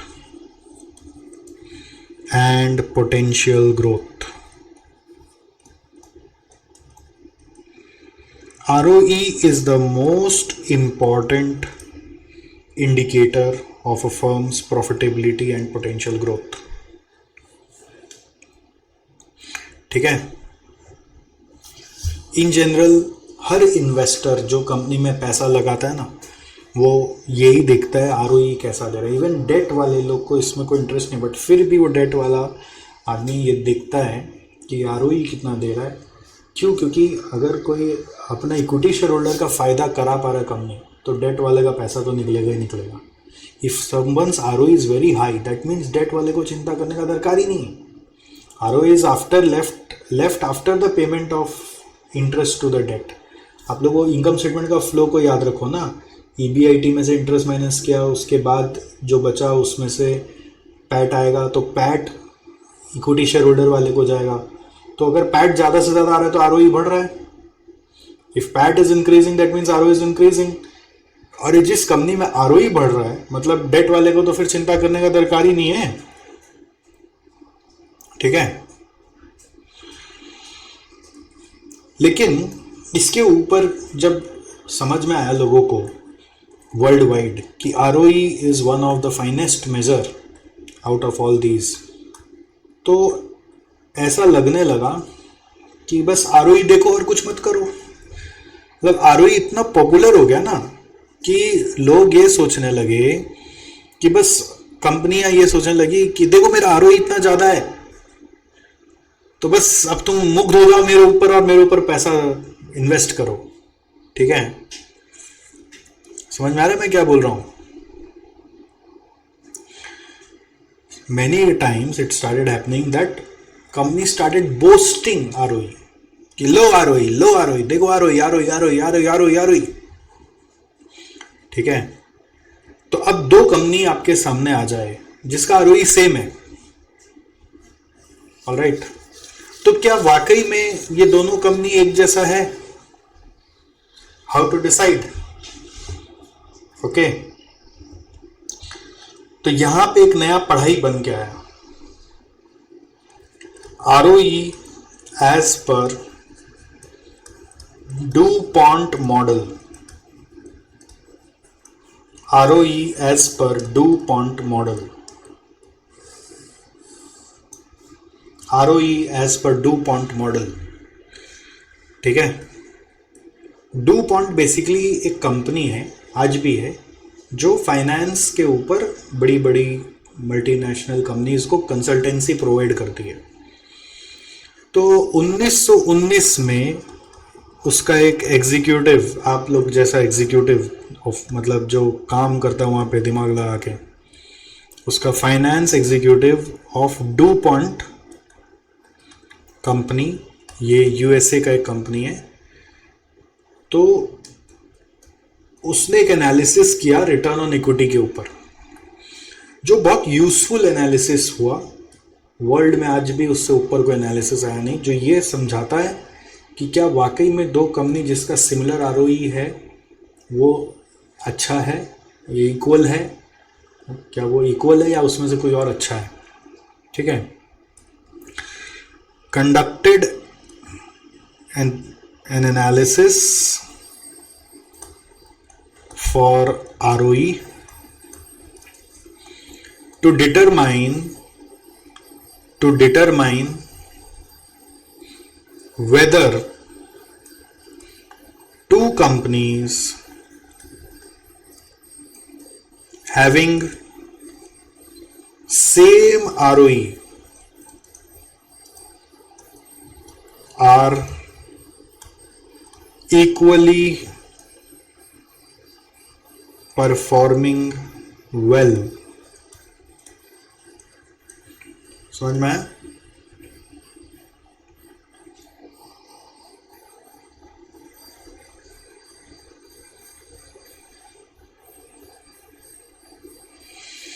So for this इन्होंने क्या किया, बोला कि हम ROE निकालने के लिए normally क्या यूज कर रहे हैं, रिटर्न बाय इक्विटी ना, यानी कि पैड बाय इक्विटी यूज कर रहे हैं, अभी ऊपर में यही सीखा आपने। बट इन्होंने बोला हम ऐसे नहीं निकालेंगे, हम निकालेंगे 3 रेशियो को मल्टीप्लाई करके। एक है net profit ratio which is equal to, देखो नेट प्रॉफिट यानी पैड बाय सेल्स। दूसरा हम देखेंगे asset turnover ratio. Asset turnover ratio मतलब जो भी एसेट्स है divided by sales, sorry sales divided by assets, sales divided by assets. और तीसरा हम लोग लेंगे इक्विटी मल्टीप्लायर। इक्विटी मल्टीप्लायर जो होगा एसेट्स डिवाइडेड बाय इक्विटी। तो हिसाब से आप देखोगे ना, ये तीनों कट कटा के पैड बाय इक्विटी बचेगा, but directly PAT by equity नहीं लेंगे। इनका एनालिसिस क्या बोला कि I will not take PAT by equity directly, I will take return on equity as a product of 3 ratios. Now there is of course lot of significance behind this. अगर हम तीनों का प्रोडक्ट से ये ratio निकालते हैं, अगर हम तीनों का प्रोडक्ट से ये रेशियो निकालते हैं तो व्हाट हैपेंस गाइस इज, अगर हम तीनों का प्रोडक्ट से ये रेशियो निकालते हैं तो what happens is I get more information about how my company is doing, because ROE मतलब फेमस हो गया आरओई, और लोग आरओई के पीछे मुख धो रहे थे। तो इनको लगा कि यार बेवकूफ़ बन जाएंगे पब्लिक, कंपनियां तो आरओई खाली चिपका रही है। बोला आरओई ऐसे नहीं देखा जाएगा, आरओई ऐसे देखेंगे तब रियलिटी समझ में आएगा। तो ये नेट प्रॉफिट रेशियो क्या समझाता है, ये समझाता है कि नेट प्रॉफिट रेशियो हम लोग को समझाता है कि फर्म जो सेल कर रहा है उसमें कुछ बचा पा रहा है कि नहीं, ability to earn profits in its from its sales, sales में से प्रॉफिट्स, सेल्स में से प्रॉफिट्स बचा पा रहा है कि नहीं। फिर सेल्स बाय एसेट्स का मतलब क्या है, सेल्स बाय एसेट्स का मतलब है कि आपका जो एसेट आप ला रखे हो उसको ठीक से आप यूटिलाइज कर पा रहे हो कि नहीं, उसका काम चल रहा है कि नहीं, एसेट का ठीक से काम ले पा रहे हो कि नहीं ले पा रहे हो। Ability to utilize its assets, ठीक है। ये 2 से अगर आरओई बढ़ता है ना तो सच में आरओई मेहनत करके बढ़ाया जा रहा है। और एसेट्स बाय इक्विटी का मतलब क्या है, एसेट्स मतलब होता है डेट प्लस इक्विटी, और इक्विटी मतलब सिर्फ इक्विटी। तो इसका मतलब क्या है, एसेट अगर 100 है और इक्विटी 40 है, मतलब 60 का आपने डेट लिया हुआ है। तो बहुत बार कंपनी क्या करती है ना, ज़्यादा डेट लेकर एसेट बाय इक्विटी को बढ़ा लेती है, ये रेशियो को बढ़ा लेती है, इसका वैल्यू बढ़ जाएगा। इसका वैल्यू बढ़ जाएगा तो आप समझो इन 3 में से कोई एक का भी वैल्यू बहुत ज़्यादा हो जाएगा तो उसका असर आरओई पे आएगा। तो एक कंपनी जिसका मान लो पैड बाय सेल्स और सेल्स बाय एसेट्स का वैल्यूज़ कम है, वो कंपनी ने क्या किया, अपना एसेट बाय इक्विटी को बहुत बढ़ा लिया, एसेट बाय इक्विटी को बहुत बहुत बहुत बढ़ा लिया, ठीक है। ये दोनों कम था बट इसको बढ़ा दिया। तो इससे क्या फर्क पड़ा, जिसका सोचो एसेट 100 का और इक्विटी 10 है तो 9 टाइम्स कर लिया अगर, तो इसका मतलब डेट बहुत ले लिया। डेट ज़्यादा लेने से लॉन्ग टर्म सॉल्वेंसी का क्राइसिस आ सकता है, लॉन्ग टर्म में वो कंपनी इंसॉल्वेंट हो सकता है। तो आरओई से ये चीज़ पता चला कि कंपनी इंसॉल्वेंट भी हो सकता है। बट मान लो जिसका आरओई हाई आ रहा है, because of this reason that means the company is very very risky. इसका मतलब क्या है?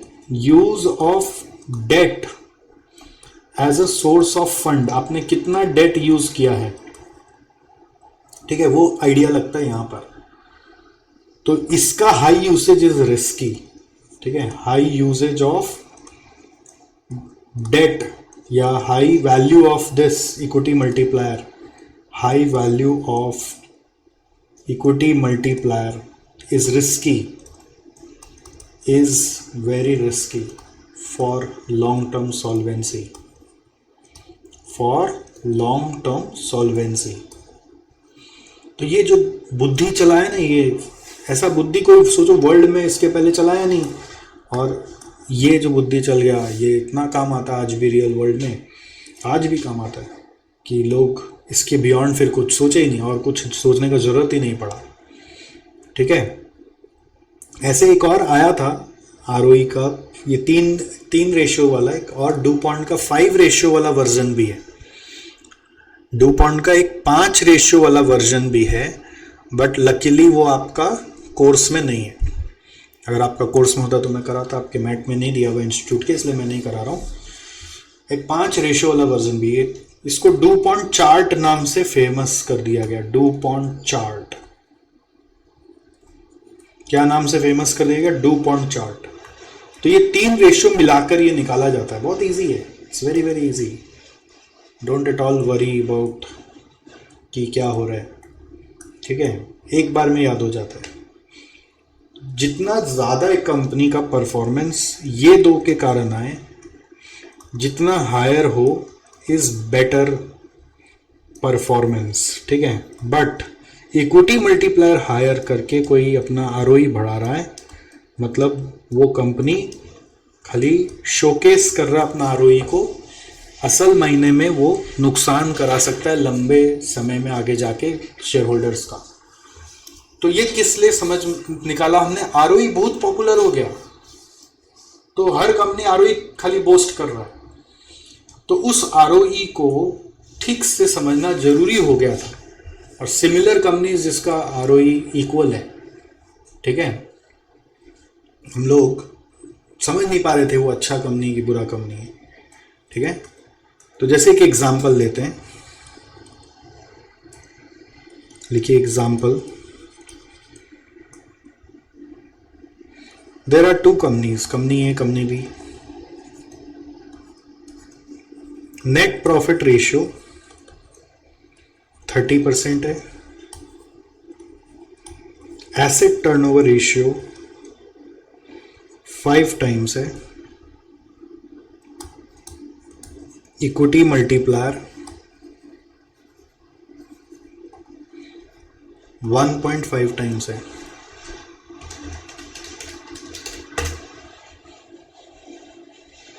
वन 1.5 टाइम्स नहीं करके ये बहुत ज़्यादा हो गया, 5 टाइम्स, 1.8 टाइम्स करते हैं।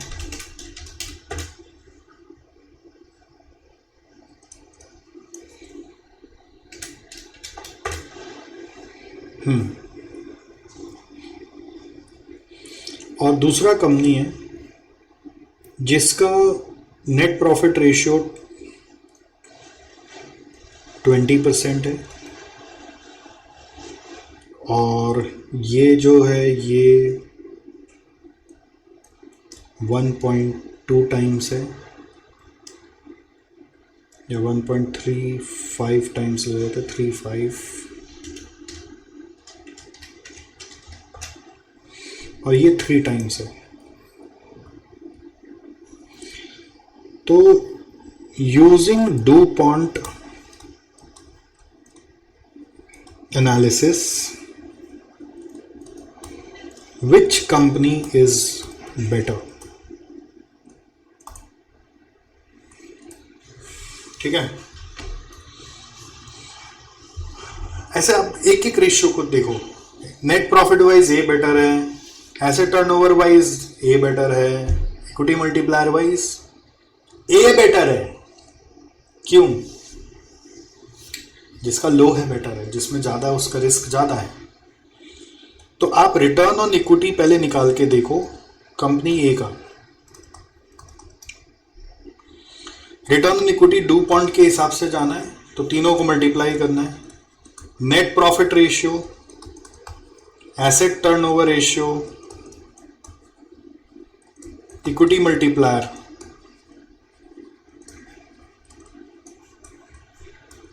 Point 3 into 1.8 into 1.5,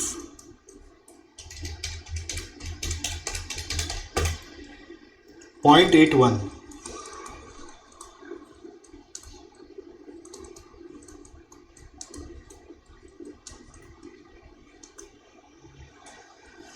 company B का देखो 0.2 into 1.85 into 3,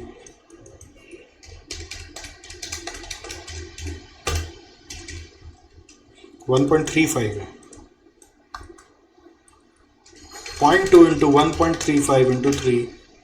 So this also comes 0.81, 81%. So if you see the ROE is coming same. So you can say my two companies are equal. But अगर do point नहीं होता तो आपको सब equal दिखता। अब डू पॉइंट होने से ये क्या समझा रहा है? Net profit ratio is higher in company A,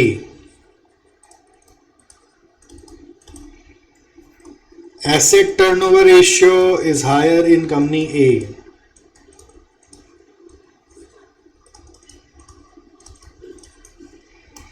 equity multiplier is lower in company A. So therefore company A is earning ROE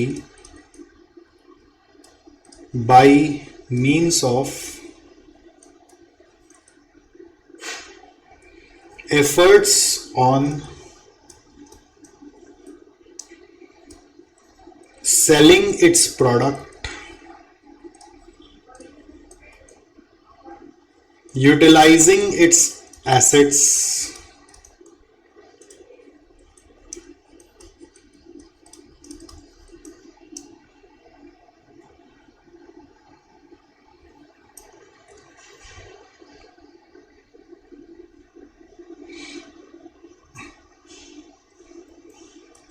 controlling costs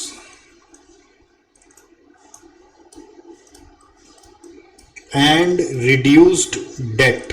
ये कंपनी हम लोग को ज्यादा पसंद होना चाहिए, मेहनती कंपनी। ठीक है, कैसे पता चला ये सब बात?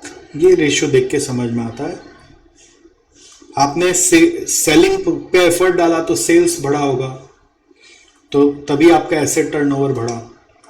ठीक से एसेट यूटिलाइज किया आपने क्योंकि सेल्स बढ़ा पाए, और कॉस्ट कम किया होगा तभी प्रॉफिट बेटर आ पाया, और डेट कम किया तभी आपका इक्विटी मल्टीप्लायर लो हुआ है। Whereas company B has earned the similar ROE because of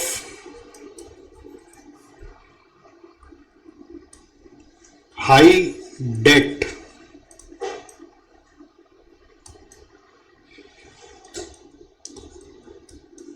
and thereby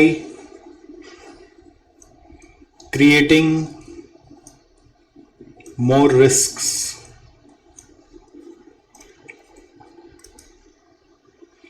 So therefore company A is better. देखो ROE सेम होने के बावजूद कंपनी ए बेटर निकल आया। ये बुद्धि हम लोगों को डू पॉइंट दिया। डू पॉइंट नहीं होता तो हम लोगों को ये दिमाग में आता ही नहीं।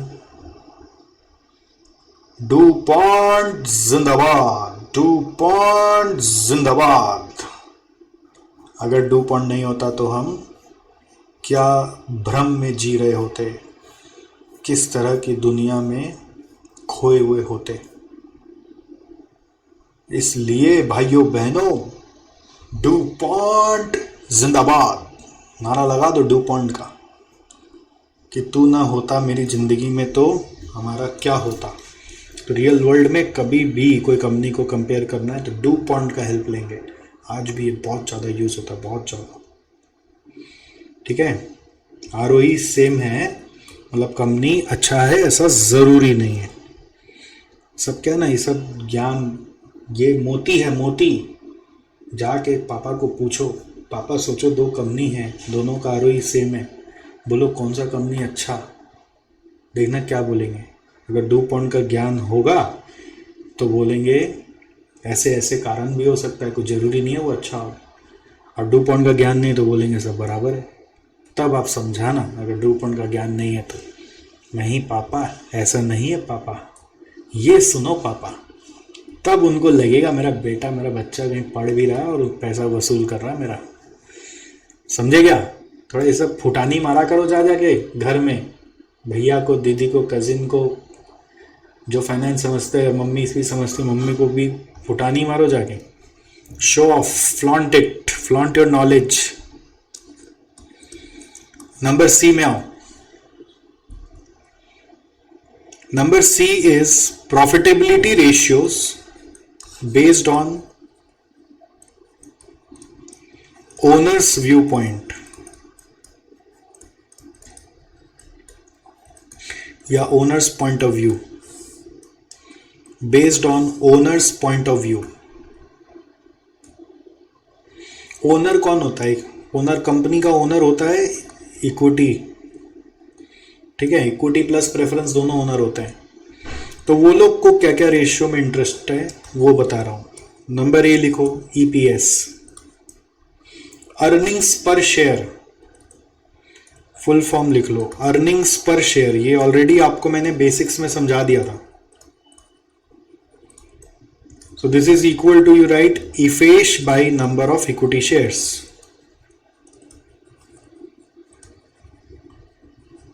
थोड़ा फटाफट लिखेंगे। Yes sir. नंबर बी लिखो, DPS, dividend per share. Pen से पेन मिला के सजना, पेन से पेन मिला के, हाँ, डिविडेंड पर शेयर। तो डिविडेंड जितना देना है to equity share holders divided by number of equity shares. ध्यान रखना, ये ईपीएस डीपीएस जो भी निकालते हैं हम लोग, ये हम लोग निकालते हैं from the view point of equity share holder. Number C, RPS, retention per share. अच्छा सोचो, अर्निंग्स किया 10 रुपया, डिविडेंड है 3 रुपया। अर्निंग्स है 10, डिविडेंड है 3, तो 7 रुपया कहाँ गया? तो 7 रुपया रिटेंशन में चला जाता, मतलब रख लिया, रिजर्व्स में चला गया। जो रिटेंशन का मनी होता है is equal to reserves money. ठीक है, so this will be equal to retention amount by number of equity shares. Retention amount कैसे आएगा? रिटेंशन अमाउंट कैसे आएगा? रिटेंशन अमाउंट आएगा इफेश माइनस डिविडेंड, या RPS is equal to, you can say EPS minus DPS, EPS minus DPS. Okay, is this okay?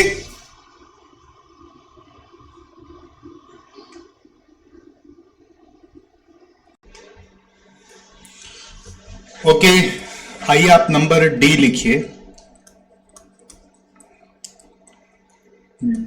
Number D आप लिखिए, pay out ratio. Please right पे out ratio और dividend pay out ratio.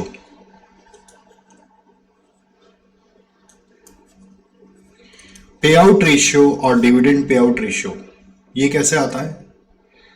ये जितना हम लोगों ने कमाया, जैसे एग्जांपल में सोचो हमने कमाया एक शेयर का 10 रुपया, उसके अगेंस्ट में हम डिविडेंड दे रहे हैं 6 रुपया, तो हम बोलते हैं हमारा पे आउट रेशियो जो है वो 60% है। Pay out ratio is equal to DPS by EPS, और you can say it is equal to 6/10, 60%। ठीक है, dividend per share by earning per share, earning जितना किया उसके अगेंस्ट में डिविडेंड कितना डिस्ट्रीब्यूट किया, तो बचा हुआ जो रह गया उसको बोलते हैं रिटेंशन रेशियो। रिटेंशन रेशियो लिखो, रिटेंशन रेशियो, तो ये होता है एक तरह से 1 माइनस पे आउट रेशियो। ये क्या होता है? 1 minus pay out ratio. Retention ratio is 1 minus pay out ratio. How do you get retention ratio? We get retention ratio as 1 minus payout ratio.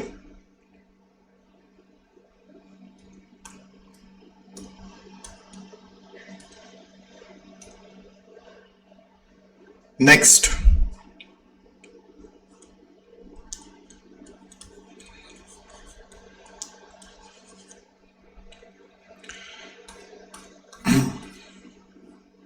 ये सब हो गए ओनर्स पॉइंट ऑफ व्यू के हिसाब से। ओके, अच्छा ये बेसिक आपको समझ में आ रहा है रिटेंशन रेशियो क्यों 1 माइनस पे आउट रेशियो है। अगर 60% आपने पे आउट कर दिया तो 40% रख लिया, तो इट्स जस्ट लाइक दैट। अगर आप इसको और फर्दर एक्सपैंड करना चाहो तो ये ऐसे एक्सपैंड हो जाएगा, DPS by EPS, EPS minus DPS by EPS, ऐसा आप बोल सकते हैं। ईपीएस माइनस डीपीएस ऊपर में क्या सीखा था? RPS, that is nothing but RPS by EPS. ये सबका कोई स्टैंडर्ड नॉर्म नहीं है, एक बेसिक आइडिया है, बस ये ध्यान रखना है। छोटा छोटा रेशियोज है, ये सब एक बार देखने से ही, नाम से ही रिलेशन याद हो जाता है, और बाद में एक बार और देखेंगे हम लोग, पूरा याद हो जाएगा आपको। ये सब रेशियो वापस दोबारा रिवाइज नहीं करना पड़ेगा, करवा दूंगा सब आपको याद, अभी लिख लो आप। 4th कैटेगरी है owners view point, C number था, डी नंबर में आओ। रिलेटेड टू मार्केट और वैल्यूएशन, जैसे कोई कंपनी का शेयर बाजार में लिस्टेड होता है ना, शेयर मार्केट में उस पर ट्रेडिंग करते हैं हम लोग, तो उस समय उन लोगों के लिए जो लोग शेयर मार्केट में उसमें खरीदते हैं, बेचते हैं, ट्रेड करते हैं, उनके लिए क्या चीज इंपॉर्टेंट होता है? वो होता है number A, price earning ratio.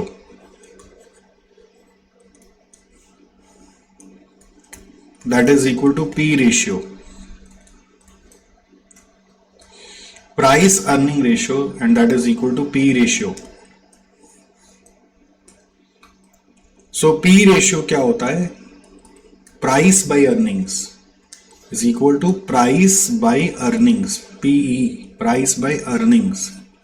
Price मतलब होता है market price of shares, market price per share, इसको प्यार से हम लोग एमपीएस बुलाते हैं। अर्निंग्स मतलब होता है अर्निंग्स पर शेयर, इसको प्यार से हम लोग ईपीएस बुलाते हैं।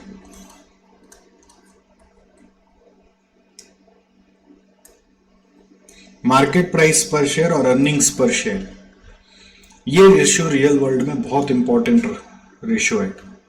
ये बताता है कि आप 1 रुपया अगर अर्निंग करते हो तो उसके अगेंस्ट में आपका कंपनी का शेयर प्राइस कितना टाइम्स लोग देने रेडी है।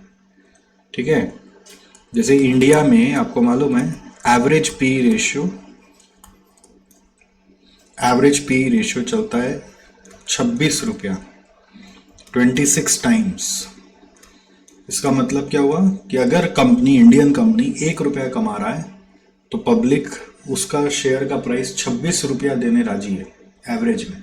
अगर वो कंपनी स्टॉक मार्केट में लिस्टेड है तो 1 रुपया के बदले 26 रुपया देने कंपनी राजी है। ये एवरेज है, टॉप कंपनीज का एवरेज। ठीक है, ऐसे इससे और भी बढ़िया वाला है और इससे घटिया वाला भी है।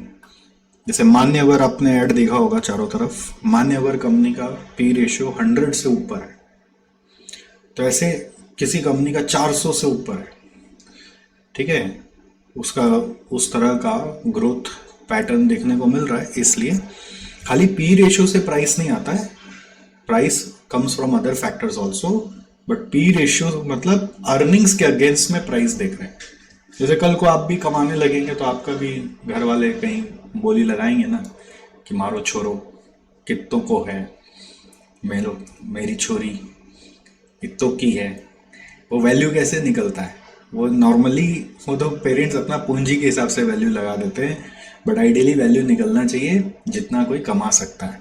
अब जो ज़्यादा कमा रहा है उसका वैल्यू ज़्यादा, जो कम कमा रहा है उसका वैल्यू कम। तो शादी का मार्केट में तो ऐसा चलता ही है ना, आईएएस का वैल्यू ज़्यादा होता है, थोड़ा जैसा ही होता है ना, थोड़ा जैसा ही हो, शरीर जैसा ही हो, वैल्यू ज़्यादा होता है, बोलता है बहुत कमाता है आईएएस, इसलिए यही लॉजिक है और क्या। नेक्स्ट, अरे दिल पे मत लीजिएगा मेरा कोई भी बात को, मैं मस्ती में बोलता हूँ बट सही बात बोलता हूँ। डिविडेंड यील्ड, यील्ड मतलब क्या होता है, कभी भी वर्ड यील्ड मतलब रेशियो ऑन मार्केट प्राइस, ठीक है, something bye market price, something divided by MPS होता है यील्ड मतलब। तो डिविडेंड यील्ड में क्या होगा, dividend per share bye market price per share, DPS by MPS. इसी तरह से सी नंबर लिखो, अर्निंग्स यील्ड। अर्निंग्स यील्ड क्या होगा अब आप खुद ही सोच लो, खुद गैस करो। It is EPS by MPS. ये इन्वेस्टर सोचता है, इन्वेस्टर क्या सोचता है, मैं जिस दाम पे शेयर खरीदा उसके अगेंस्ट में डीपीएस क्या हुआ। पता है, मैंने एमआरएफ कंपनी है ना टायर का, उसका एक शेयर खरीदा, 1 लाख रुपया का शेयर है और वो डिविडेंड दिया 4 रुपया। और एमआरएफ का कंपनी से मेल आया कि हम लोगों ने आपको 40% डिविडेंड दिया।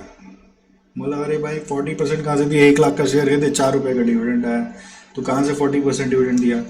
तो उसका पता चलता है कि ये तो मार्केट प्राइस पर शेयर है 1 लाख रुपया और फेस वैल्यू जो है वो 10 रुपया है, समझे।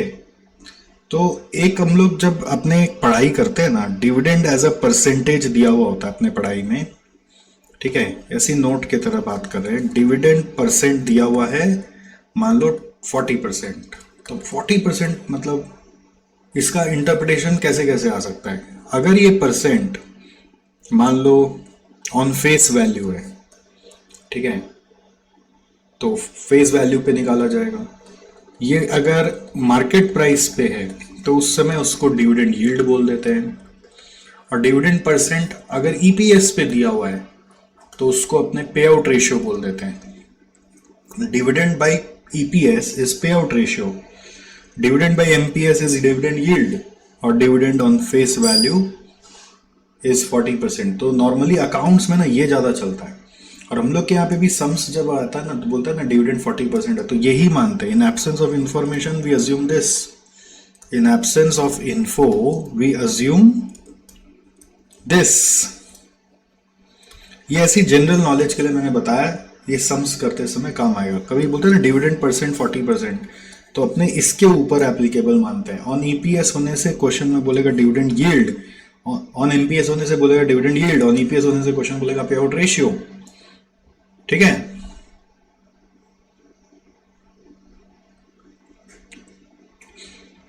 बस खत्म होने वाला है रेशियो सारा, 2 रेशियो और देंगे और रेशियो सारा खलास। उसके बाद अब सम्स में उतरना ना यार, कितना रेशियो रेशियो सीखते रहे कब तक, मेन सम में तो आ ही नहीं पा रहे हम लोग।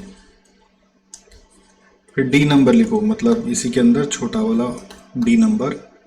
आई होप आपने ये लिख लिया है मेरे साथ साथ। नेक्स्ट आ जाओ, एक और रेशियो है market value by book value per share.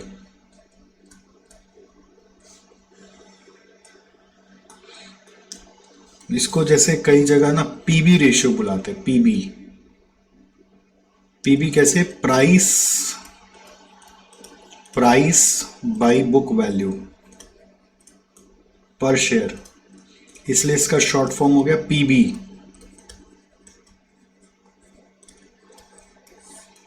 P ratio तो ठीक है, पीबी रेशियो, तो पीबी रेशियो क्या हुआ खुद बना लो, market price of shares by book value per share. Now book value per share कैसे आएगा? book value per share आता है जो भी आपका नेटवर्थ है, नेटवर्थ मतलब इक्विटी, नेटवर्थ मतलब आप देखो डिपेंड करता है कि आप इक्विटी शेयर का अगर निकाल रहे हो तो it will be net worth of equity share holders, equity share holder fund आपको लेना पड़ेगा। Net worth of equity share holders means equity share holders fund, और equity share holders fund divided by number of equity shares, divided by number of equity shares, ये है book value per share. Balance sheet में देखना पड़ेगा, you have to refer balance sheet for this equity share holders fund, and if you divide that by number of equity shares you will get book value per share. तो this is called as PB ratio, कि books में क्या asset है, उस asset के against में क्या value है। And last but not the least, for the time being it is Q ratio. ठीक है, इसका दूसरा नाम है टॉबिन्स Q। इसके फाउंडर जेम्स टॉबिन थे, James Tobin, by James Tobin. तो इन्होंने बोला जो भी मार्केट वैल्यू आपका कंपनी का है, पूरा कंपनी का, ठीक है, डिवाइडेड बाय आप देखेंगे जो कंपनी के जितने एसेट्स है उसका रिप्लेसमेंट कॉस्ट। तो asset replacement cost, asset replacement cost, market value of company divided by asset replacement cost।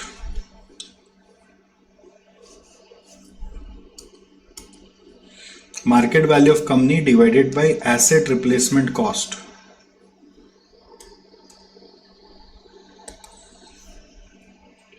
market value of company divided by asset replacement cost। Company के angle से देखते हैं कि कंपनी का जो मार्केट वैल्यू है, अब मार्केट वैल्यू कैसे आएगा?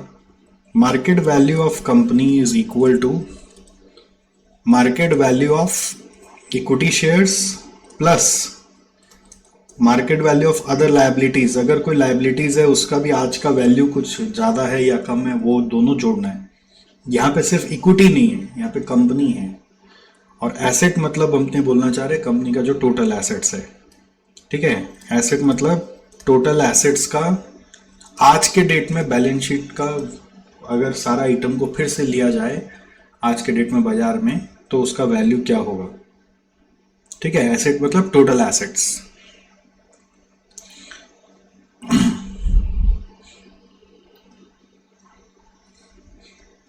नॉर्मली अगर Q रेशियो ग्रेटर देन 1 है तो अपने बोलते हैं कि कंपनी इज ओवर वैल्यूड, ठीक है। लेस देन 1 है तो अपने बोलते हैं company is undervalued. Equal to 1 है तो अपने बोलते हैं company is at equilibrium. Equal to 1 है तो कंपनी इज एट इक्विलिब्रियम।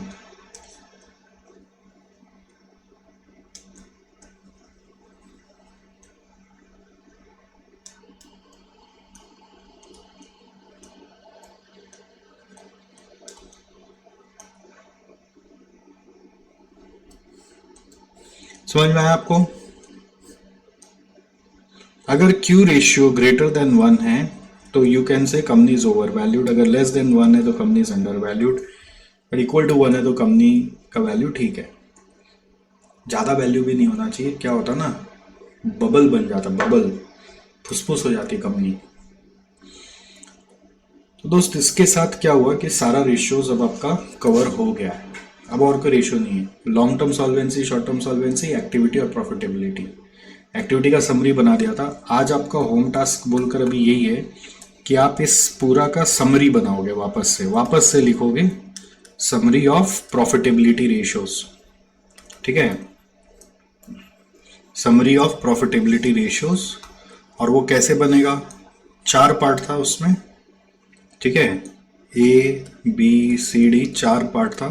तो उसके अंदर जितना जितना रेशियोज है वो उसी के नीचे नीचे लिख दोगे।